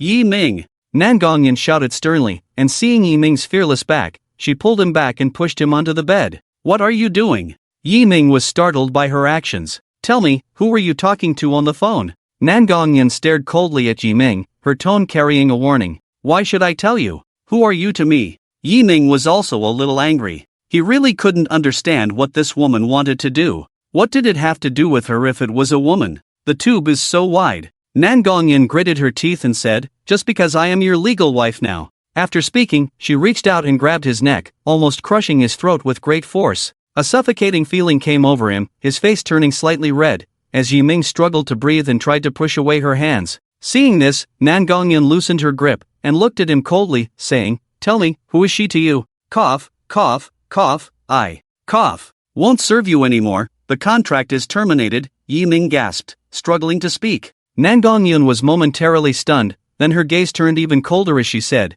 do you think I would give you that right? Ignoring her threat, Yiming pushed her away and said, I'm done with you. The contract clearly states that Party A cannot force Party B to do anything, otherwise the contract is void. After speaking, Yiming stood up, packed his clothes into a suitcase, and prepared to leave. You dare! Nan Gongyan immediately grabbed his arm, not allowing him to leave. Do you think I dare? Yiming snorted coldly, shaking off her arm and finishing packing. Watching his resolute figure, Nan Gongyan took a deep breath, suppressed her anger, and said coldly, fine, it's my fault, but I still want to ask, after all, I am your legal wife now. Yiming, who had intended to leave, stopped in his tracks and turned to look at her. He had wanted to mock her, but seeing her current expression, he could honestly say that if he were to say, oh, now you're talking to me about being your legal wife, I won't serve you anymore, get lost, he might end up being reincarnated. Yiming pursed his lips, realizing that what she said was not entirely unreasonable. After all, she was the daughter of the prominent Nangong family in the Magic City. If he were seen with another woman, it would definitely be exploited by the unscrupulous media. He had not known Nan Gongyan's background before, but her name sounded familiar, so he had looked her up online. Well, Nan Gongyan turned out to be a big shot in the Magic City, the daughter of Nangong Chang. Seeing this information, he understood why she could spend a fortune to buy the land at Shanhu residence. Nan Gongyan looked at him and said in a deep voice, I just want to know what your relationship is with that person. After seeing her serious expression, Yiming sighed lightly and said slowly, he was my friend from college, a man. Hearing this, Nan Gongyan's expression softened slightly, and she felt a sense of relief in her heart. When she realized this, she found it somewhat unbelievable. For some reason, whenever this little man refused her requests, she would become very angry, as if her possessions had suddenly developed a rebellious spirit. She didn't understand why she had developed such a strange feeling for him. Perhaps it was because the only man she didn't reject was him? Or was it because he was too good-looking? Nan Gongyan collected her thoughts and looked at the man in front of her, feeling an indescribable sensation. She said with a stern face, all right, stop throwing a tantrum. If a scandal breaks out, it will have a big impact on me. I hope you understand this. Yes, I also didn't consider it carefully just now. Let's put this matter behind us. All right, give me your luggage. Nan Gongyan reached out and took the suitcase from him. Before Yiming could react, she picked up the luggage and walked out. Seeing this scene, Yiming was stunned for a moment, then quickly caught up and hurriedly asked, hey, where are you taking my luggage? Inside were his ID and bank cards, and if she took them, it would cause problems for him, such as taking the high-speed train. Nan Gongyan didn't stop, and her cold voice came from the doorway. I put your luggage with Aunt Lu. I think it's in the way in the room. Yiming's face darkened instantly. This woman was too domineering, wanting to move all his luggage and complaining that it was in the way. As Nan Gongyan left the door, she even reminded him, get ready for lunch and tidy up. After saying that, she disappeared from his sight. Yiming looked at her back and made a fist behind her. It's a wonder anyone likes a domineering woman like you. He muttered under his breath, then put on his shoes and went downstairs to the hall. Nangong Chang was sitting on the sofa reading a book. When she heard footsteps, she looked up and greeted him with a smile, come and sit down. Thank you, Aunt Nangong, Yiming obediently called out, then found a seat. Nangong Chang looked at Yiming and gently said, still calling me aunt? Yiming hesitated for a moment, then awkwardly called out, aunt-in-law. Nangong Cheng nodded, looking at Yiming with increasing satisfaction. She couldn't help but smile and said, Xiaoming, what do you think of Xian Yun? Xian Yun is pretty good, Yiming replied with a smile. Although their personalities were quite different, he didn't think there was anything wrong with this woman except for her bad temper. Nangong Cheng looked at his expression and already had an answer in her heart. She had studied micro-expressions and could easily tell if a boy like Yiming was lying. Although she could see that Yiming's words didn't match his true feelings, Nangong Cheng didn't expose it. She just said somewhat regretfully, Xiaoming, Xian Yun has a bit of a bad temper. When you're with her, you should give in to her more. Don't be fooled by her appearance, she's quite stubborn in matters of the heart. At this point, Nangong Cheng suddenly changed the subject, but don't be afraid of her. If she dares to bully you, just come back to me, and I'll teach her a lesson. Hearing this, warmth flowed through Yiming's heart. It seemed that his mother-in-law was a gentle person. He faintly smiled and said, okay, aunt-in-law, I'll remember. Hee, good boy. Nangong Cheng patted Yiming's head, full of affection. Nangong Yun had hidden Yiming's suitcase, and when she came back and saw this scene, she was instantly displeased. Mom, what are you doing with Xiaoming? Oh, nothing, I was just chatting with Xiaoming. With that, she stood up, let's have lunch first. It's already this late, and I should go back after eating. Oh, okay. The three of them sat around the table for lunch. During the meal, Nangong Cheng occasionally picked food for Yiming and was particularly warm in her attitude, as if Yiming were her own son. Nangong Yun felt extremely depressed seeing this, but she couldn't say anything. Xiaoming, when are you two getting married? Nangong Cheng asked tentatively as she picked food for Yiming. Cough, cough. Yiming choked on his soup and coughed violently a few times, then waved his hand. Aunt-in-law, what did you say? Nangong Cheng continued to pick food for him with a smile and said, Xiaoming, you're not young anymore, and you and Xian Yun are the same age, so I think. Nangong Yun, who was listening on the side, furrowed her brow and couldn't help but interrupt her. Mom, Xiaoming and I have already registered for marriage. We just didn't have a wedding ceremony to avoid making a big fuss. Registered? Nangong Cheng was surprised. Yes, we registered yesterday afternoon. Nangong Yun spoke coldly. This matter wasn't a secret anyway, and it was just a deal with her. She just didn't expect Nangong Cheng to figure it out. Ha ha. Good. Nangong Cheng said happily, then when are you going to pick a date for the wedding? Our Nangong family has many customs, and we must have a wedding ceremony, otherwise, I won't feel at ease. Yiming's mouth twitched. With the Nangong family's reputation in the city, if they held a wedding banquet, he could guarantee that he would be in the headlines tomorrow, and it would be the top trending news. When it comes to divorce, it will be even more difficult, and it will become a hot topic again, which will greatly affect my future life and leave me with no privacy. But at that time, I didn't think about this. Yiming couldn't help but feel a headache, and could only talk to Nangong Yun again at night, at least to see if there was any other way. I have my own plans for this, Nangong Yun said coldly. Seeing this, Nangong Cheng didn't force her. Alright, I won't pressure you. You arrange it yourself, as long as you're happy. After discussing the family situation, they dispersed. Nangong Cheng turned to the two of them at the door and said, alright, you can go back now. With that, she got into the car and left, while Nangong Yun watched the luxury car slowly drive away.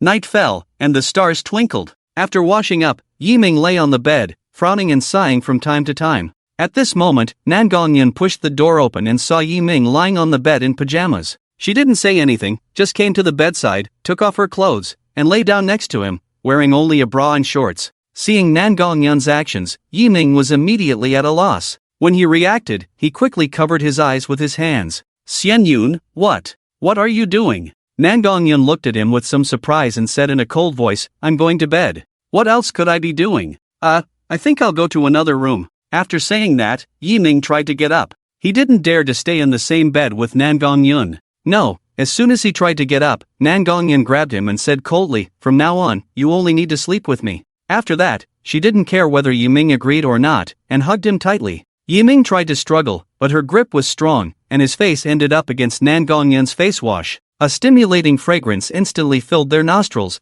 causing both of them to frown. Yiming opened his eyes and met her deep gaze. He was somewhat frightened and tried to move back. Xian Yun, please let go. He was now a little afraid to be alone with her, because her eyes were very strange, as if they were filled with some kind of desire, as if she wanted to devour him. This scared him so much that he became stiff. "No," Nan Gongyan said dominantly, her tone unexpectedly cold. Hearing this, Yi Ming was completely helpless. He didn't dare to move, afraid of provoking her, as she was capable of anything. He finally understood that she was like the domineering CEO in the idol dramas from his previous life. Powerful and domineering. My goodness, the domineering female lead that I used to mock in the past life has now become me. At first glance, I didn't know it was a drama within a drama, but now it's clear that I'm a character in the drama. I'm not used to this. Yi Ming reluctantly uttered these words. Nan Gongyan still didn't let go, and said coldly, "I like to hold you while sleeping. I will always hold you like this in the future." She felt that holding him while sleeping would be reassuring, and his scent was very pleasant. She even longed for this scent. Yi Ming wanted to say something. Nan Gongyan interrupted him coldly, "Shut up. I don't like to hear nonsense." Yi Ming was stunned, then silently closed his eyes and resigned himself to it. It was best not to provoke her at this time, to avoid her doing something to hurt him later. "Go to sleep." Seeing that Yi Ming finally behaved, Nan Gongyan snorted coldly and hugged him tightly. Yi Ming smiled bitterly. This woman was really domineering. Looking at her cold and elegant sleeping face, he was momentarily distracted. She was exquisite, and compared to the previous female celebrities, she was on a completely different level, definitely a goddess. And she had that kind of aloof and mature woman vibe. Not only that, her skin is delicate and can be broken with a touch, and her figure is well proportioned. Such a girl is indeed very attractive. However, Yi Ming sighed in his heart, it would be better if this overbearing boss wasn't so fierce, always forcing others to do things they don't want to do day after day. The next day, a ray of sunlight shone through the window into the room, falling on their cheeks. Yi Ming rubbed his eyes, stretched lazily, and suddenly felt sore in his waist, as if he had been crushed. Ouch, it hurts so much. He gasped for breath. He had been tossed around until past 3 in the morning yesterday, and only got up at 9:30 this morning. He felt like he was falling apart. This was not retirement, it was clearly torture. He thought he could retire here peacefully and be a handsome man, but coming here, not only did he not sleep well every day, but he was also bullied by this woman. "Do you dare to say another dirty word?" Just as Yi Ming was complaining, Nan Gongyan's icy voice echoed in his ears. Yi Ming looked at Nan Gongyan, who was already dressed neatly beside him, and felt a wave of despair. How could he forget that this overbearing boss was still around? Seeing Yi Ming's dejected look, she didn't speak, but took out a book on male virtue she had bought from Lu Yufei and threw it in front of him. "This is male virtue. I hope you can change these bad habits." Male virtue? Yi Ming looked at the red-covered book in front of him and couldn't help but smile wryly. "Xian Yun, I don't need this." "Don't need it?" Nan Gongyan gave him a cold glance. "You speak vulgarly and act rudely like a woman. Try telling me again that you don't need it," she threatened coldly. Yi Ming fell silent. No matter what he said, it was useless, because he had already felt the anger emanating from her. Seeing his expression, Nan Gongyan's face remained cold, without the slightest change. Yi Ming even felt that this overbearing boss had a poker face. "You better change the habit of swearing today, otherwise don't blame me for being ruthless," Nan Gongyan said coldly, her tone full of killing intent. Yi Ming looked down at the male virtue, speechless. This overbearing boss was really hard to serve. Although he complained in his heart, facing such a queen, Yi Ming could only choose to obey. He flipped through the male virtue, scanning the contents at a glance. Looking at these characters, he couldn't help but raise his eyebrows. Wasn't this too difficult to remember? And there were so many rules. Yi Ming stole a glance at her and found her standing at the door, looking at him. He immediately averted his gaze. Feeling guilty, Yi Ming cleared his throat and pretended to continue reading the male virtue. He recognized these words, but when they were put together, he felt a little overwhelmed. Nan Gongyan looked at his absent-minded appearance, and her cold expression suddenly darkened. She approached him and took the male virtue, pointing to each rule one by one. The first article of male virtue. The first rule is that everything must be done according to the husband's duty, including matters in bed. The second rule is to listen to the wife's words and not to contradict or disobey the wife. The third rule is to obey the wife's decisions. The fourth rule is that everything is decided by the wife. The fifth rule. As she counted one rule after another, Yi Ming's forehead sweated, and he felt like crying. This was also the reason why he had never wanted to get married. There were too many damn rules. And a son married is a son gone, with no family, only the wife is his family. And there were several rules in it that were really damn annoying. Seeing his absent-minded look, Nan Gongyan suddenly slapped Yi Ming's buttocks. Smack! A crisp sound echoed in the room. "Ah, it hurts. Nan Gongyan, what are you doing?" Yi Ming cried out, covering his buttocks, glaring at Nan Gongyan with resentment. You were distracted just now, so you deserve to be punished. Nan Gongyun looked at him coldly, her icy gaze making him shiver. Yi Ming felt frustrated, unable to hold back cursing in his heart. Damn, this marriage to the tyrant is so suffocating. I mean, Xian Yun, we're at least fake husband and wife, you don't have to treat me like this, right? Yi Ming stared at her with a look of despair. Nan Gongyun frowned, coldly looking at him with her frost-covered face. Now you are my nominal husband, your every word and action will affect me, understand? Besides us, those people don't know, Yi Ming muttered in a slightly aggrieved voice. What did you say? Nan Gongyun narrowed her phoenix eyes, locking her cold gaze on him. Yi Ming shrank his neck in fear, quickly shaking his head, and nothing. Humph. Nan Gongyun snorted, putting down the book and walking to the door. As she left, she coldly added, you better get rid of this habit of swearing, otherwise when I come back tonight, you won't need to go out tomorrow. With that, without waiting for Yi Ming's reaction, she slammed the door shut. Watching the closed door, Yi Ming rubbed his butt. This tyrant really has some issues. How come I didn't notice her explosive temper when we first met? Yi Ming couldn't help but feel regretful. Oh well, it's no use arguing with her. He tossed the book on male virtues aside, lay on the bed, and picked up his phone to watch videos. It's worth mentioning that the short videos in this world are called tomato short videos, and novels, movies, and TV shows are almost all dominated by tomatoes. This is truly the leading company in the entertainment industry, with at least 5 billion daily active users, showing how exaggerated it is. Nan Jia, we can sign the contract for the Mountain Lake residence today. Here's the contract. In a Rolls-Royce business car, Lu Qingqing took out a contract and placed it on the table. Nan Gongyun nodded, then picked it up and looked through it for a while. After confirming that there were no issues, she picked up a pen and signed her name on the contract, then handed it to Lu Qingqing. She looked at Lu Qingqing's tired appearance and coldly said, you've worked hard on the negotiations for the Mountain Lake residence this time. Nan Jia, you're too kind. This is what I should do. Lu Qingqing looked at her with some surprise. After all, everything she had now came from Nan Gongyun, so Lu Qingqing had an exceptional respect for her. Originally, she was just a girl from a remote mountain village who didn't know anything, and she kept getting rejected when she applied for jobs. The cost of living in the city was quite high, and she needed money for rent and food. She had been in the city for 3 months without finding a job and almost starved on the streets. Although she could go back, she didn't want to be looked down upon by her family and gossiped about by the villagers, so she persisted. Finally, she met Nan Gongyun. It was this cold woman in front of her who gave her a chance, so her loyalty to Nan Gongyun was unwavering. As long as she was given a task, she would do her best to complete it and never disappoint her, because she was afraid of letting her down. Nan Gongyun coldly responded, then for some reason, she suddenly thought of Yi Ming. After thinking for a while, she said to Lu Qingqing, Ah Cheng, I will give you a list of materials to purchase later, you can start arranging it. Okay, Nan Jia. Lu Qingqing respectfully replied. Also, rebuild a villa at the Mountain Lake residence, a little further from the scenic spot, and build a basement in that villa using the materials I provide. Nan Gongyun continued to instruct. Okay, Nan Jia. Lu Qingqing responded again, although she didn't understand why Nan Gongyun suddenly wanted to build a villa. But she understood that she shouldn't ask what she shouldn't ask, just do as told. Knowing too much about certain things wouldn't benefit her. The two arrived at Shanhu residence. As soon as they got out of the car, a middle-aged woman hurried over to greet them. She was the manager of Shanhu residence, named Zhang Qingwen. Nan Zong, you're here. Please come inside. Nan Gongyun glanced coldly at the middle-aged woman in front of her, then followed her inside. Sitting down in the office, she was offered tea by Zhang Qingwen. With a warm smile, Zhang Qingwen looked at her with her cloudy eyes, shining with shrewdness and wisdom. This person in front of her was a big shot in the city, someone she would never have the chance to meet in her lifetime if she didn't happen to have plans to acquire this piece of land.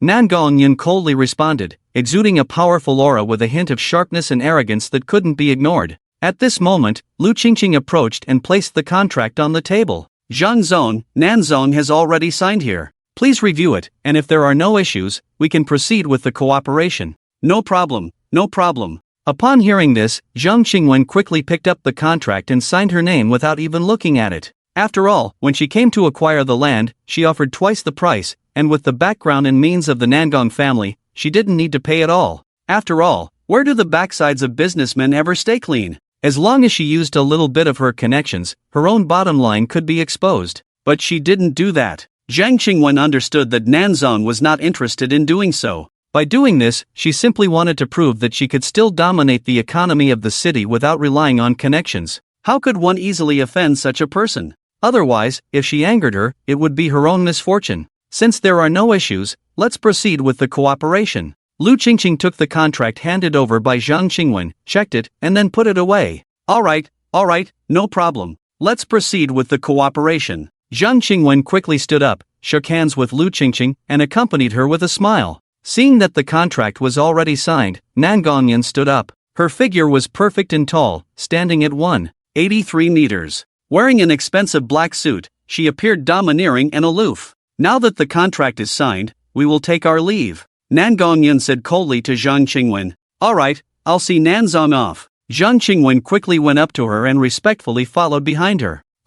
She faintly responded and then left. Once in the car, Nan Gongyan said to Lu Qingqing in front of her, I've sent you the materials on your phone. Okay, Nanjia, I'll go take care of it right away. After speaking, Lu Qingqing quickly took out her phone and checked the message. When Nan Gongyan returned to Shanhu Villa, it was already night. The villa was built in a clearing in the forest, surrounded by lush green trees, making it even more serene and beautiful. There were over 100 bodyguards inside and outside the villa, and ordinary people wouldn't dare to trespass unless permitted by Nan Gongyan. There were surveillance cameras all around and very good security facilities. Not to mention ordinary people, even special agents would find it difficult to infiltrate. Nan Gongyan arrived in the living room, where Lu Yufei had already prepared dinner for her return. Xian Yun is back. Dinner is ready in the hall, and Mr. Yi is waiting for you. Nan Gongyan nodded indifferently, then walked towards the hall and saw Yi Mingjing sitting obediently at the dining table. Upon seeing her arrival, Yi Ming looked up at her and complained, Xian Yun, you're finally back.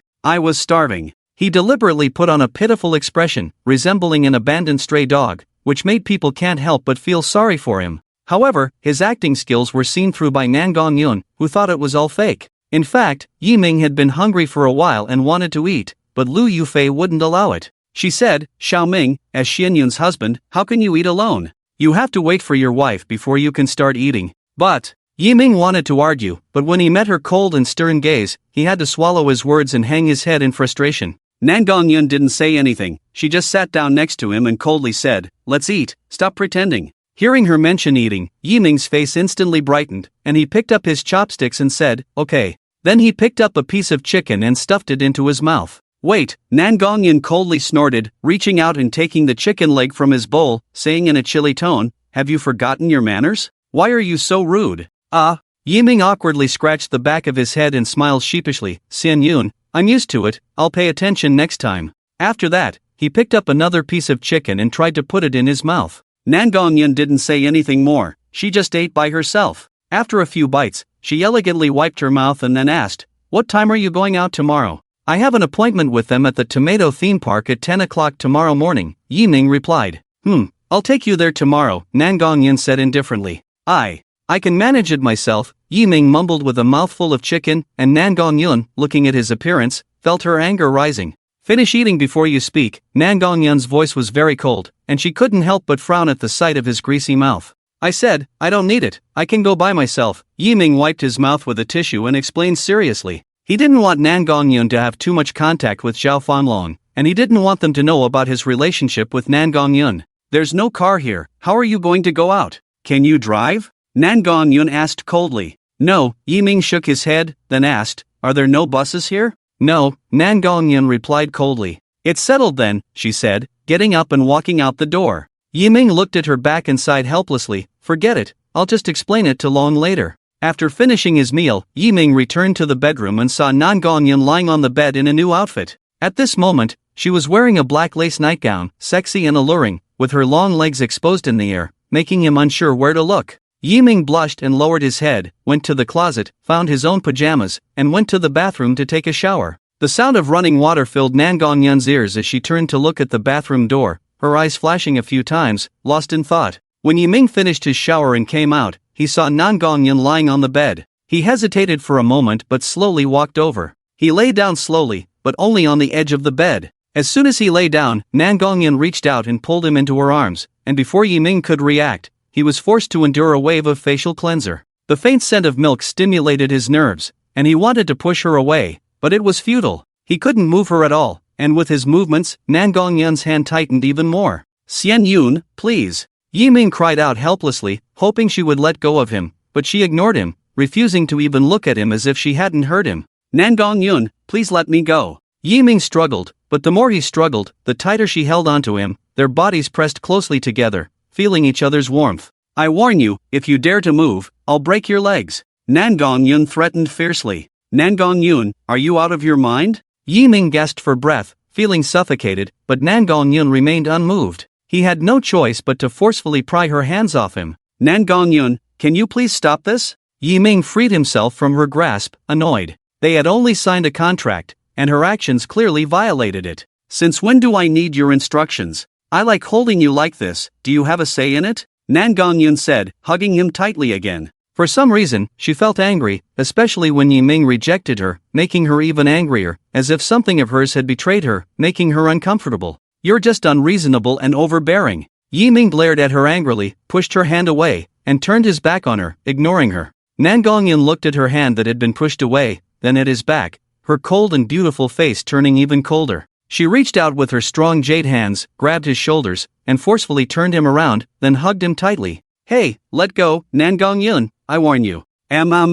Before he could finish speaking, Nangong-yun covered his lips, leaving Yi Ming wide-eyed in shock. He never expected Nangong-yun to do such a thing. He struggled desperately to break free from her restraint, but no matter what he did, she held onto his lips tightly, denying him any chance to escape. Nangong-yun's tongue tried to enter his mouth, but he resisted, so she held his chin and he involuntarily opened his mouth, allowing her to explore with her tongue. She aggressively invaded his territory, seemingly trying to prove something. Her kiss was passionate, perhaps for the first time, rough enough to draw blood from the corner of Yi Ming's mouth. Yi Ming squirmed uneasily, feeling like he couldn't breathe, and pushed Nangong-yun away with all his strength, then slapped her. Snap! The crisp sound echoed, leaving Yi Ming stunned. Nangong-yun, lying on the bed, was also bewildered. She touched her cheek, incredulous. He dared to hit me? Feeling a burning sensation on her face, she sat up, her gaze icy as she looked at Yi Ming, as if he were already dead. Yi Ming also realized what he had done was purely instinctive. He felt like he was being coldly stared at by a venomous snake,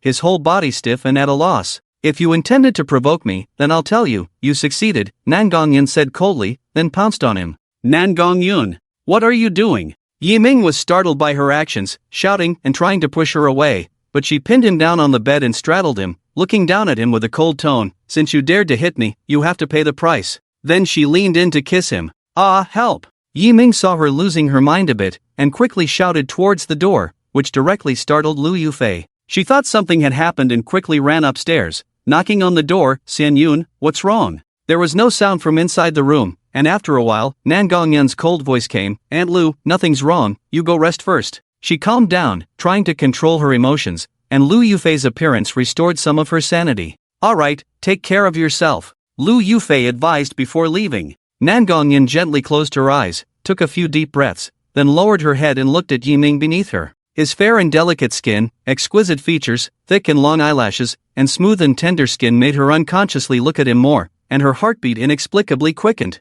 There was a hint of a different color in her eyes, but it was only a brief moment, and she restrained the different color in her eyes. She got off Yi Ming and then lay on the bed, holding him tightly, as if he were her most beloved teddy bear. Yi Ming dared not move, fearing that Nangong-yun would be unhappy and do something excessive. However, although Nangong-yun held him tightly, she did not do anything out of line, and Yi Ming gradually let go of his guard and slowly fell asleep. Once he entered a state of sleep, he rarely woke up, so he did not see the cold light flashing in Nangong-yun's eyes. Nangong-yun stared at Yi Ming's exquisite face and couldn't help but raise her hand to touch it, murmuring to herself, "Yi Ming, I realize I've started to like you a little bit." The next morning, the sunlight shone through the curtains into the room. Yi Ming squinted his eyes, stretched lazily, and then lazily got out of bed. He had slept deeply last night, and he found it a bit strange. He looked at the bedside and found that Nangong-yun was no longer there, so he rubbed his eyes and went to the bathroom to get ready. But when he looked at himself in the mirror, he was dumbfounded.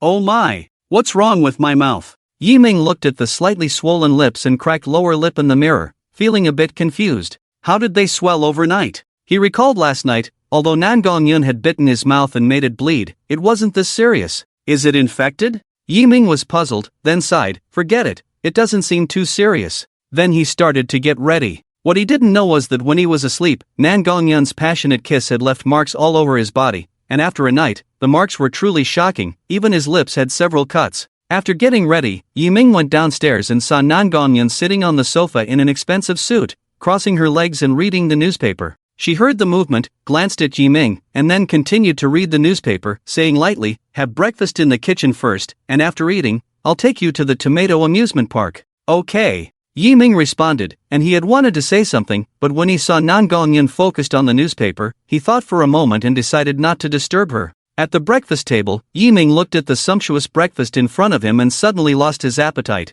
only drinking a few sips of milk. After breakfast, the two set off for the Tomato Amusement Park. The Tomato Amusement Park was located near the bustling streets of the city, surrounded by bustling traffic and crowded people, exceptionally lively, and was a highly renowned amusement park. And because it was the weekend, the flow of people was unusually high. Xiaolong, ask if Xiaoming has arrived. Beside Zhao Fanlong, a tall woman said, "Oh sister, you've asked me 10 times, Ming Ge is still on the way." Zhao Fanlong said somewhat helplessly. She had already said it several times, but she kept asking. This wheat-skinned, tall woman is Zhao Shuer, Zhao Fanlong's sister. She used to attend the same school as Yiming at Huaxia Business University. Zhao Fanlong knows that Zhao Shuer likes Yiming, so he always uses his own name to invite Yiming out to play, but he understands Yiming's personality. He doesn't like his own sister, even though she looks good and is also in the sports department at school. He has tried to matchmake them a few times, but it was all in vain. While they were chatting, Yiming had already arrived behind them.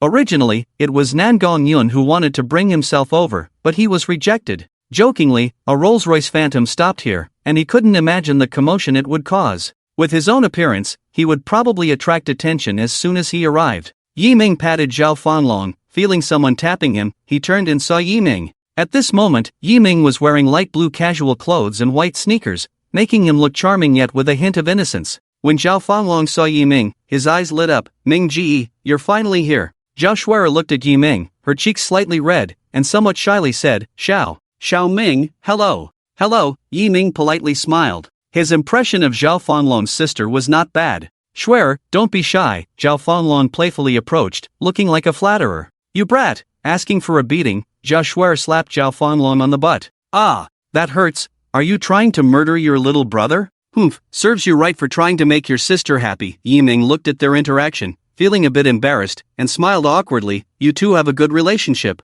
At these words, Zhao Shuer scratched her head awkwardly. It's okay. By the way, Xiao Ming, you haven't had lunch yet, have you? Are you hungry now?" Zhao Shuer looked at Yiming with some anticipation. "I had something to eat just now, not too hungry." Yiming shook his head. "Oh, okay then." Zhao Shuer felt a bit disappointed. Originally, she wanted to have lunch with Yiming to get closer. Seeing his sister's expression, Zhao Fanlong felt helpless. "Let's go, Ming Ge, let's go play on the big swing. My friend said it's really fun." Without waiting for Yiming's response, he dragged him to buy tickets. As he left, he winked at his sister, thinking to himself, "This is all I can do to help, don't blame me, sister." Zhao Shuer understood his expression and immediately gave him a thumbs up. Yiming was most afraid of such stimulating things, and when the time comes, I'll sit next to him and he'll hold on to me tightly. Thinking of this, Zhao Shuer suddenly felt a little excited. She couldn't wait. The big swing in the amusement park was set about 500 meters away. Zhao Fanlong pulled Yiming, looking eager to try it out.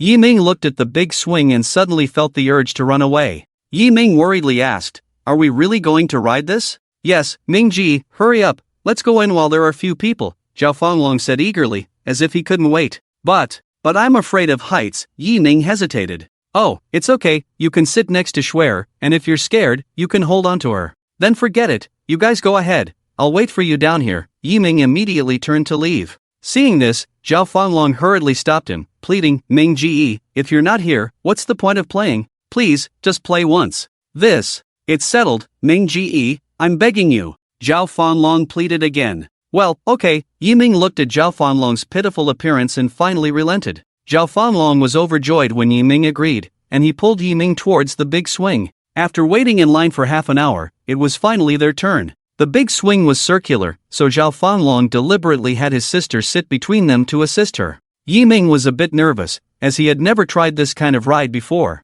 As the machine slowly started, Zhao Shuer comforted Yiming, telling him to hold her hand if he was scared. As the swing rose higher and higher, Yiming felt his heart hanging in the air. Meanwhile, a tall woman in a gray t-shirt and blue jeans in the line for the big swing was talking on the phone. On the other end of the phone, Nan Gongyun was furious to hear that Yi Ming was entangled with another woman. The woman in the line promised to keep an eye on him. After hanging up, Nan Gongyun looked out the window with a dark expression. After the ride, Yi Ming swore never to play it again, feeling like it had lasted an eternity. Zhao Shuer, on the other hand, felt the time had passed too quickly and wanted to continue. Zhao Fanlong suggested buying ice cream due to the hot weather, and Zhao Shuer volunteered to buy it. Yi Ming and Zhao Fanlong decided to go together, but Zhao Shuer had already run off. When they caught up to her, she had 3 ice creams and offered them to Yi Ming and Zhao Fanlong. Yi Ming accepted the chocolate ice cream and thanked her. She glanced at the time and realized it was already 12:30 and the weather was quite hot. So she suggested, "It's not early, let's go find a place to eat now.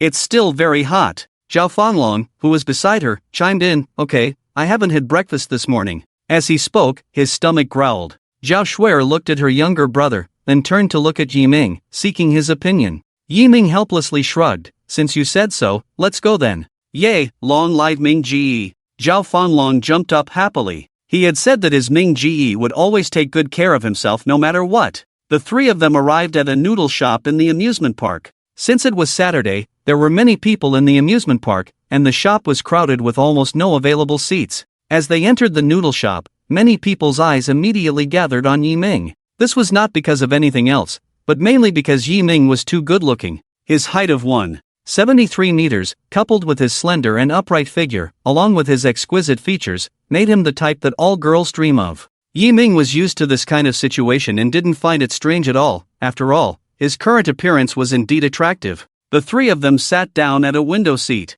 At that moment, a waitress walked over. When she saw Yi Ming for the first time, she was also slightly stunned. After all, Yi Ming's appearance was too exquisite. "You can scan the QR code on the table to order." The waitress smiled and pointed to the ordering code on the table. "Okay, I got it," Zhao Shuer replied lightly, taking out her phone to scan the ordering code on the table. She glanced at Yi Ming and said, "Xiao Ming, what do you want to eat? You can order." She handed the phone to Yi Ming. Yi Ming looked at the menu on the phone, frowned slightly, and found that the prices of these foods were quite expensive. "Ming Ji, why don't you order?" Zhao Fanlong, seeing Yi Ming's hesitation, asked curiously. He handed the phone back to Zhao Shuer. He wanted to order for himself, as he wanted to keep his distance from her and not spend other people's money unnecessarily. Zhao Shuer took the phone and found that there was no order on it either. She looked at him, somewhat puzzled, and asked, "Xiao Ming, don't you want to eat?" "I'll order for myself," Yi Ming said lightly, refusing in a tactful manner. "Ah, why not, Ming Ji?" Zhao Fanlong, upon hearing this, asked somewhat puzzled. Zhao Shuer understood Yi Ming's meaning, but she still pretended to be ignorant and said, "Oh, Xiao Ming, why are you being so polite?" Yi Ming was about to speak, but Zhao Shuer interrupted him, "You're not allowed not to order, otherwise I'll be angry." She pretended to threaten him, knowing that he was not that heartless. "Okay then," Yi Ming reluctantly agreed, as a compromise. "Ming Ji, what do you like to eat?" Zhao Fanlong quickly asked. "I'll have beef noodles, with flat rice noodles as a note," Yi Ming replied lightly. "Then I'll have the same as Ming Ji," Zhao Fanlong said excitedly to Zhao Shuer. Yi Ming looked at the 2 siblings and smiled slightly. It seemed that their relationship was really good. The 3 of them chatting here had become the scenery of this shop. Just as they were chatting enthusiastically, 3 more girls suddenly appeared beside them. They looked like troublemakers and, upon seeing Yi Ming and Zhao Fanlong, they immediately whistled. "Wow, didn't expect to be so lucky today, to meet such handsome men here, really pleasing to the eye." The one speaking was a leading woman. The 3 of them were not tall, just a little taller than Yi Ming. The leading woman had been paying attention to them since they entered. She had never seen such a beautiful man before. He was simply a demon. She couldn't wait to grab him and ravage him. This kind of man was simply the best of the best. The 3 of them, who had been chatting, stopped talking instantly upon seeing these ruffians. Zhao Shuer stood up and blocked the 2 in front of her, looking alert. "What do you want?" Yi Ming was a bit speechless. Honestly, this kind of scene was very common. Every time he came out, someone would come up to chat, all kinds of people, and some even threatened to support him. "Hey, don't be so cautious. I just want to make friends with you all," said the leading woman, sitting down next to Yi Ming and introducing herself as Zhang Qian, with her 2 followers. Zhang Qian was not ugly, but rather had a tough and rebellious look, like a delinquent big sister. She moved quickly, and before Zhao Shuer noticed, she had already sat next to him and tried to put her arm around his shoulder, but Yi Ming dodged. Seeing this, Zhao Shuer got angry and was about to kick her, but she easily dodged and asked, "What do you want?" Her two followers also reacted and surrounded Zhao Shuer, seemingly ready to fight. The surrounding crowd was drawn to the commotion, and many men were whispering insults about Yi Ming. Zhao Shuer was furious and threatened the person who had been gossiping. Meanwhile, Yi Ming paid no attention to the others, as he was used to such comments. Zhang Qian, hearing the unpleasant remarks, also got angry and shouted, silencing the crowd. Yi Ming was surprised by her support. Zhang Qian then sat next to Yi Ming and asked for his name. Yi Ming glanced at her and told her his name, Yi Ming. She repeated his name and then said, "Wow, Yi Ming, what a beautiful name." Yi Ming remained silent, not wanting to engage with her. Zhang Qian continued, "Yi Ming, you are really handsome. I've decided, I will marry you in the future." Before Yi Ming could respond, Zhao Fanlong interjected, "Ming Ji will not marry you, so give up." Zhao Shuer agreed, "Yeah, Zhang Qian, stop aiming too high." Zhang Qian retorted, "Am I aiming too high? Aren't you also aiming too high? And you're just a brown toad." This left Zhao Shuer speechless. Yi Ming, unable to bear the argument, sighed and said, "Can you stop arguing?" He was fed up with the stares from the restaurant crowd and the behavior of these delinquents. "This is a public place, not your backyard. People come and go here. What are you doing?" he said, feeling annoyed. Sorry. Zhang Qian repeatedly apologized, then smirked and said, "Hey, let's be friends." "No, I don't like making friends with strangers," Yi Ming politely declined. He didn't want too much contact with this woman, as he could tell she wasn't a good person at first sight. Hearing this, Zhang Qian wasn't angry, but persistently said, "Come on, let's chat and get to know each other." She even looked him up and down. Seeing him up close, she found that this man was truly beautiful, with a hint of restrained charm. Her heart raced, and she wished she could just throw herself at him. At this point, Zhao Fanlong trembled and intervened. "Didn't you hear Minggu say not to?" he stammered. Hearing Zhao Fanlong's words, Zhang Qian coldly glanced at him. Although he was decent looking, he paled in comparison to Yi Ming. Zhao Fanlong, feeling scared, lowered his head. He wasn't good at interacting with girls, let alone those from the underworld. Zhao Shuer stood in front of him, looking unfriendly. "Didn't you hear Xiao Ming say he doesn't like talking to strangers?" "It's none of your business," Zhang Qian retorted without hesitation. Then she suddenly realized something. "Oh, so you like him?" With that, she looked as if she had just had an epiphany. Zhao Shuer was stunned and then indignant. "Zhang Qian, you." Before she could finish, she threw a punch, but Zhang Qian was skilled in street fights and quickly grabbed her wrist. Just as Zhang Qian was about to make another move, there was a loud bang, and everyone turned to look at Yi Ming. He slapped the table and said impatiently, "Have you two caused enough trouble?" With that, he stood up, took Zhao Fanlong, and walked out. Their commotion had naturally attracted the attention of the diners, who seemed to be enjoying the spectacle. But before they could take a few steps, Zhang Qian stopped them. "Hey, don't rush, I'm serious, let's be friends." Yi Ming frowned. "Don't you think your behavior is not very appropriate?" Zhang Qian didn't care at all and said with a smile, "Of course I know, but it's not bad to be friends with you." Yi Ming was speechless. He had seen oily women before, but never such a shameless street thug. He took a deep breath and forced a faint smile. "Fine, let's be friends. Can I go now?" Zhang Qian nodded dazedly. Yi Ming's smile was like a breath of fresh air, instantly lifting her from hell to heaven. She nodded blankly. "Okay." Then she let Yi Ming go. Yi Ming breathed a sigh of relief. After they left, Zhang Qian was still thinking about his warm smile. Zhao Xian and Zhao Rong, her two followers, saw their boss lost in thought. Zhao Xian nudged her. "Xianjia, what are you thinking about?" Zhao Xian nudged Zhao Rong, who also joined in. "Xianjia, are you in love?" It was then that Zhang Qian suddenly realized. When she turned around to look for him, he was already gone. "Where is he?" she asked excitedly. "He's gone," Zhao Rong replied. Zhang Qian felt a little disappointed. His smile was all she could think about, and it made her heart race. Could it be? Is it love at first sight? She murmured, then a smile appeared on her face. Yi Ming pulled Zhao Fanlong out of the restaurant, and he looked at him in confusion. After a while, he slowly said, "Minggu, how did you become friends with this kind of girl?" Hearing this, Yi Ming's steps faltered, and after a moment of silence, he said, looking at her like this, "If I didn't agree to her first, what else could I do?" Zhao Shuer also caught up, and after hearing what he said, she said angrily, "Xiao Ming, don't mind her, this kind of woman. Clearly not a good person." "Yes, Minggu, I also think so," Zhao Fanlong echoed from the side. "Alright, we won't see her anyway, in the future." Yi Ming didn't want to continue this topic, because he felt that continuing to be entangled was useless. "Xiao Ming, let's go eat something first, it's all because of that idiot just now." Zhao Shuer felt uncomfortable at the thought of her punchable face. Yi Ming also felt a little hungry, and he thought for a moment, then let's go eat frog. But then he thought for a moment and changed his mind. Forget it, let's not eat frog. The country has been discharging nuclear wastewater recently, this barbaric country. He couldn't continue, feeling too angry, disregarding the opposition of other neighboring countries. They were determined to discharge nuclear wastewater. If a war broke out one day, an atomic bomb would wipe out their tiny country. Then what should we eat? Zhao Fanlong asked. Alright, let's go eat pork ribs rice. Yiming thought for a moment, still not sure what to eat, but he felt that it was quite delicious, so he suggested. Okay, we'll listen to Xiaoming. Zhao Shuer came to his side, blushing a little. Great! Let's go, we're starving. Zhao Fanlong said excitedly, then he quickly led the two of them away. In the office of the Nangong Group, Nangong Yun watched a video on her phone, her face extremely gloomy. After a while, she took a deep breath and looked at Zheng Qian in the video with a cold gaze. Aching! She shouted outside the door, and Lu Qingqing, dressed in formal attire, came to her side respectfully. Nangong, what are your orders?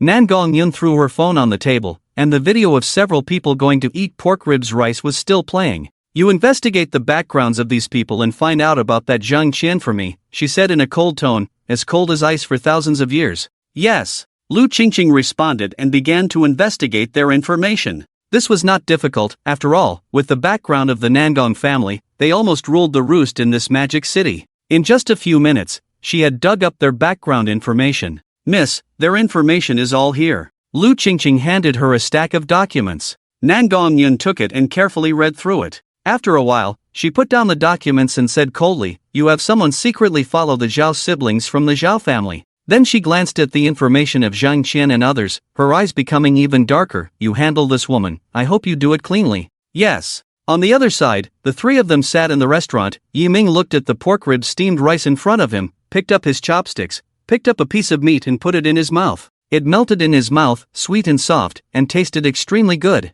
This meal went smoothly, and they didn't encounter any women like the one just now. While eating, Zhao Shuer's eyes kept sneaking glances at Yiming. She found that this man in front of her was always so dazzling, especially when he was eating, elegant, calm, and composed. Even his occasional wiping of the corners of his mouth was charming. What's wrong? Sensing her gaze, Yiming looked up and met her eyes. Zhao Shuer quickly shook her head. Nothing. Nothing. She lowered her head, her face flushed, feeling suddenly shy. Zhao Fanglong said on the side, Ming Ge, you're about 20, right? Don't you plan to find a girlfriend? As soon as he said this, Zhao Shuer immediately stopped what she was doing and listened to their conversation. No rush, Yiming said lightly. So, what type do you like? Tell me, Zhao Fanglong asked curiously. Why do you ask? Yiming looked at him in surprise. He didn't even have a girlfriend yet, so he didn't want to meddle in others' affairs. Hey, I'm just concerned about you. Zhao Fanglong awkwardly smiled, scratched his head, and then said somewhat stubbornly, come on, just tell me.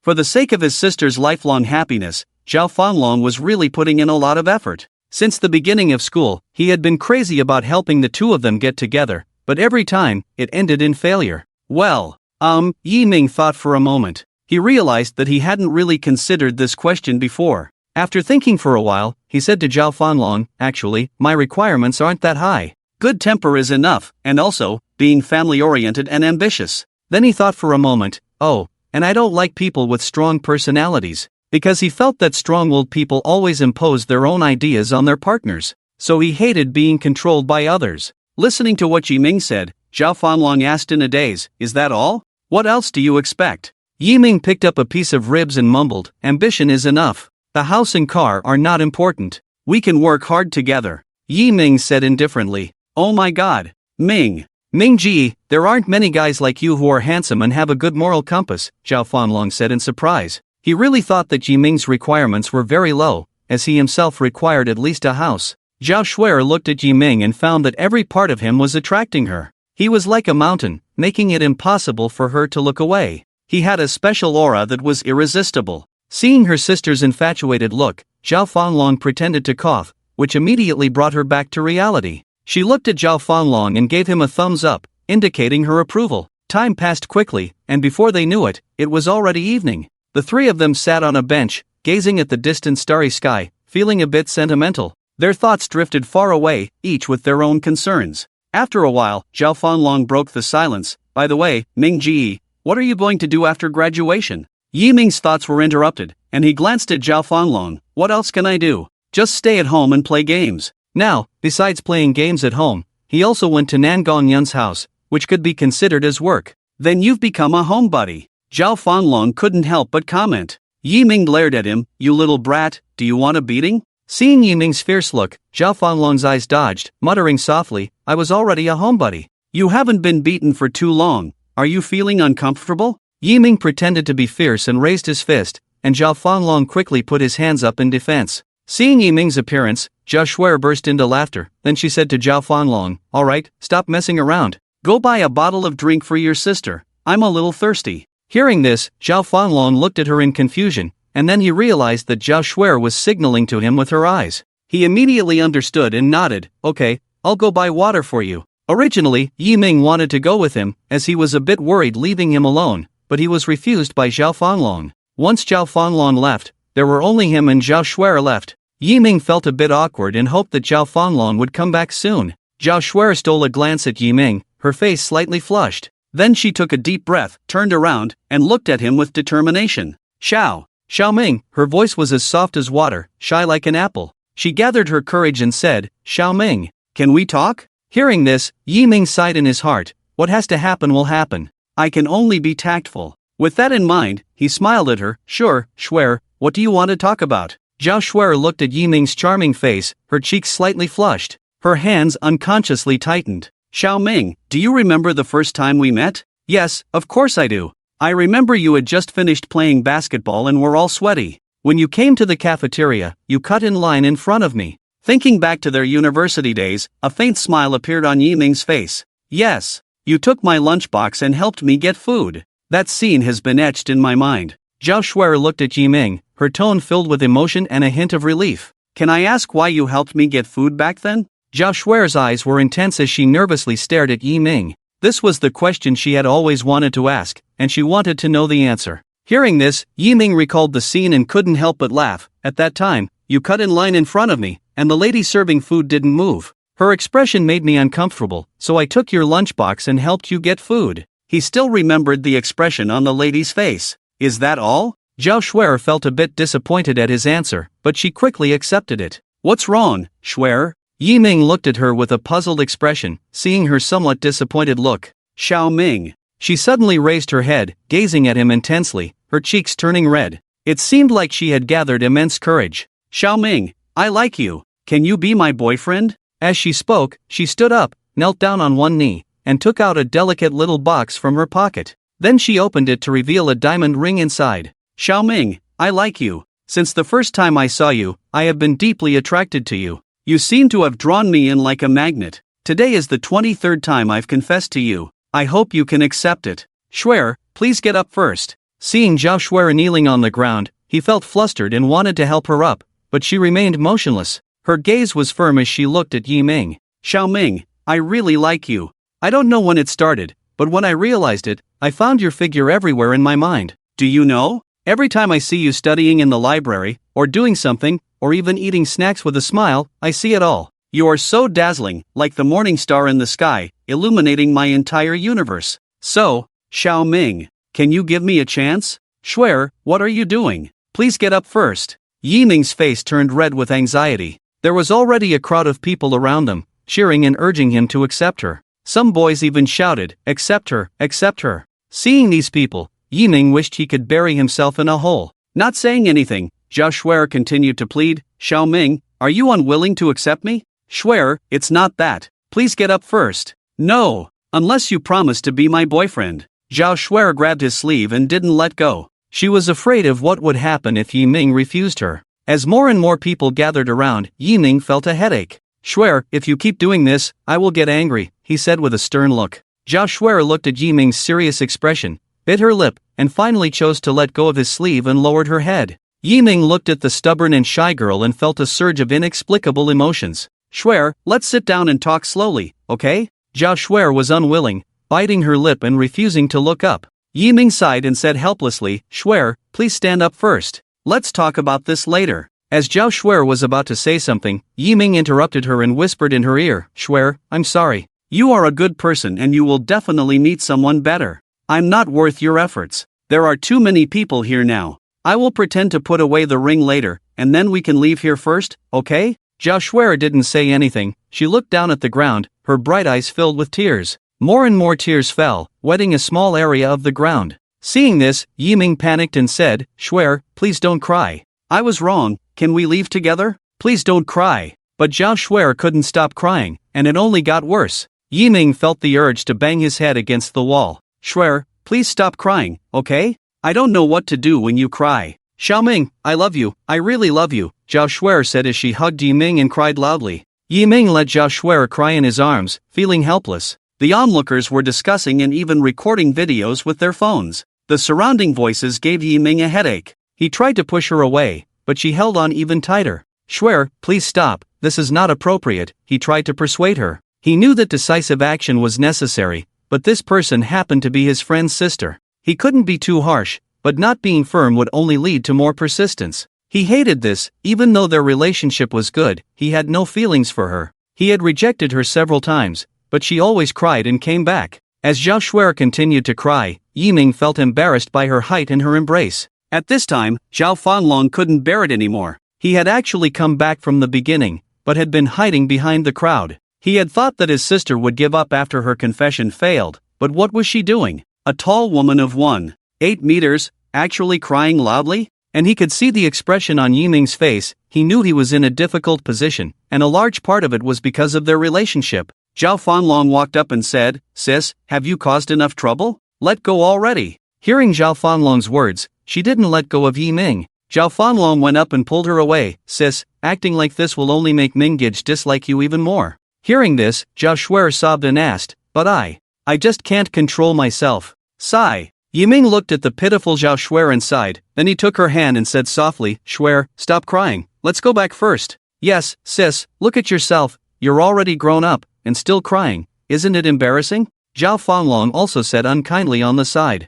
Zhao Shuai lightly responded, then sniffed and wiped away the tears from the corners of her eyes, and reluctantly showed a smile to Yiming. Let's go, let's leave here first. After the three of them left, the crowd slowly dispersed, but what they didn't know was that in the crowd, a cold-eyed and aloof woman was watching Yiming's figure. Yiming and his group left the Tomato Amusement Park, and no one spoke. They walked to a less crowded path, and Yiming turned to look at Zhao Shuai. Shuai, sis. Zhao Shuai lowered her head and weakly responded. Seeing her like this, Yiming felt a bit sorry, but he took a deep breath, then looked at her with determination. Shuai, I've made it clear before, I really don't like you. You're a good girl, but we really aren't suitable. You will really need someone better. No, I don't want to. Besides you, I won't marry anyone else. Zhao Shuai's emotions became a bit agitated, and she started crying again. Yiming felt a bit annoyed. Shuai, sis, I'm begging you. Can you not do this, please? I just like you. Enough. Yiming suddenly shouted, how many times do I have to say it? I don't like you.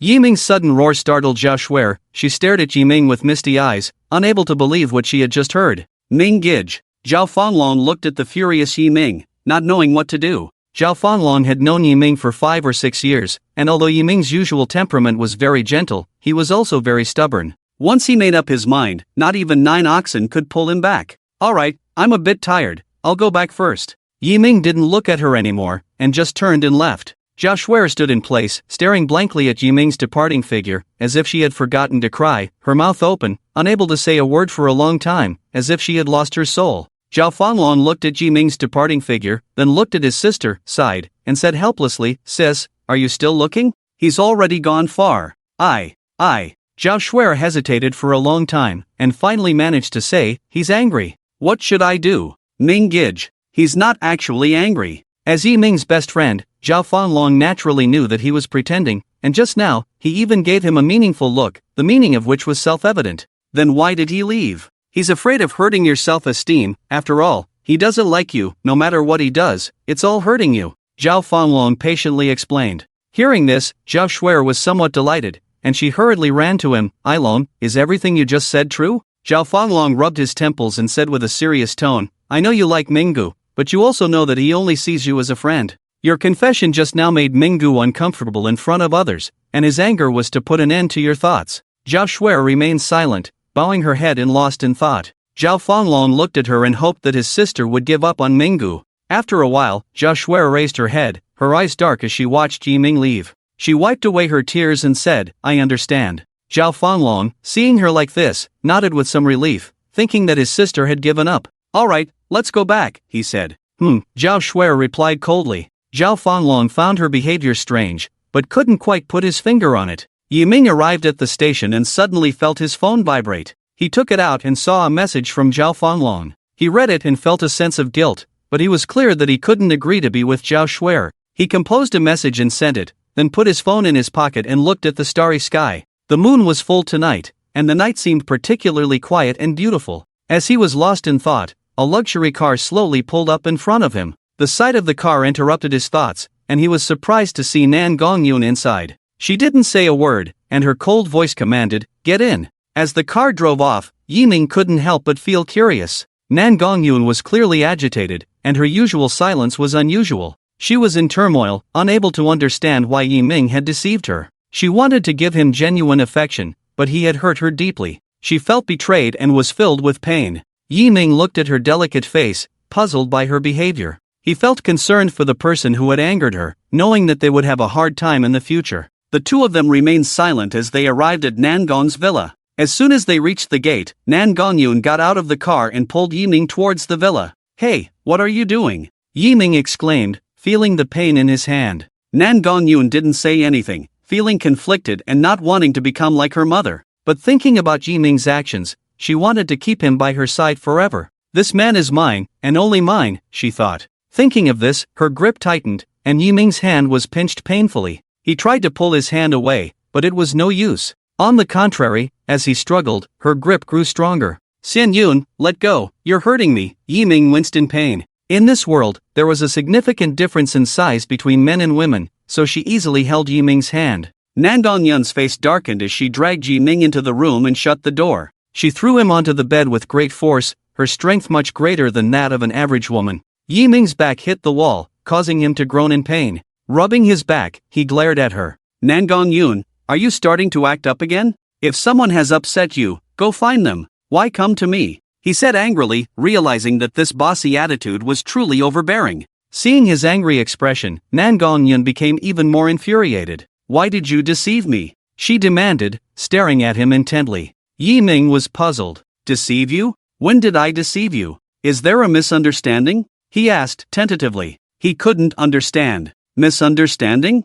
I saw you hugging another girl outside. Explain that to me." Nan Gongyun's voice echoed coldly in the room, causing the atmosphere to plummet. Hearing this, Yiming was at a loss. "Please, that was just for show. It was just a coincidence that you found out," he said, looking at Nan Gongyun's dark face. He hurriedly explained, "You misunderstood. She confessed to me, and I didn't want to embarrass her in front of everyone, so I pretended to hug her." Nan Gongyun's expression softened slightly at his words, but she was still cold. "From now on, you stay at home and don't go anywhere," she ordered. Yiming frowned in displeasure. "Why? We only have a contractual relationship. You can't restrict my freedom," he protested. His tone of voice angered Nan Gongyun. "Do you want to test my patience?" she asked coldly. "Are you crazy?" Yiming retorted angrily. "Say that again," she demanded. Before Yiming could speak, a strong force struck his throat, and he felt a sharp pain on his left cheek. He was shocked to see that Nan Gongyun had actually hit him.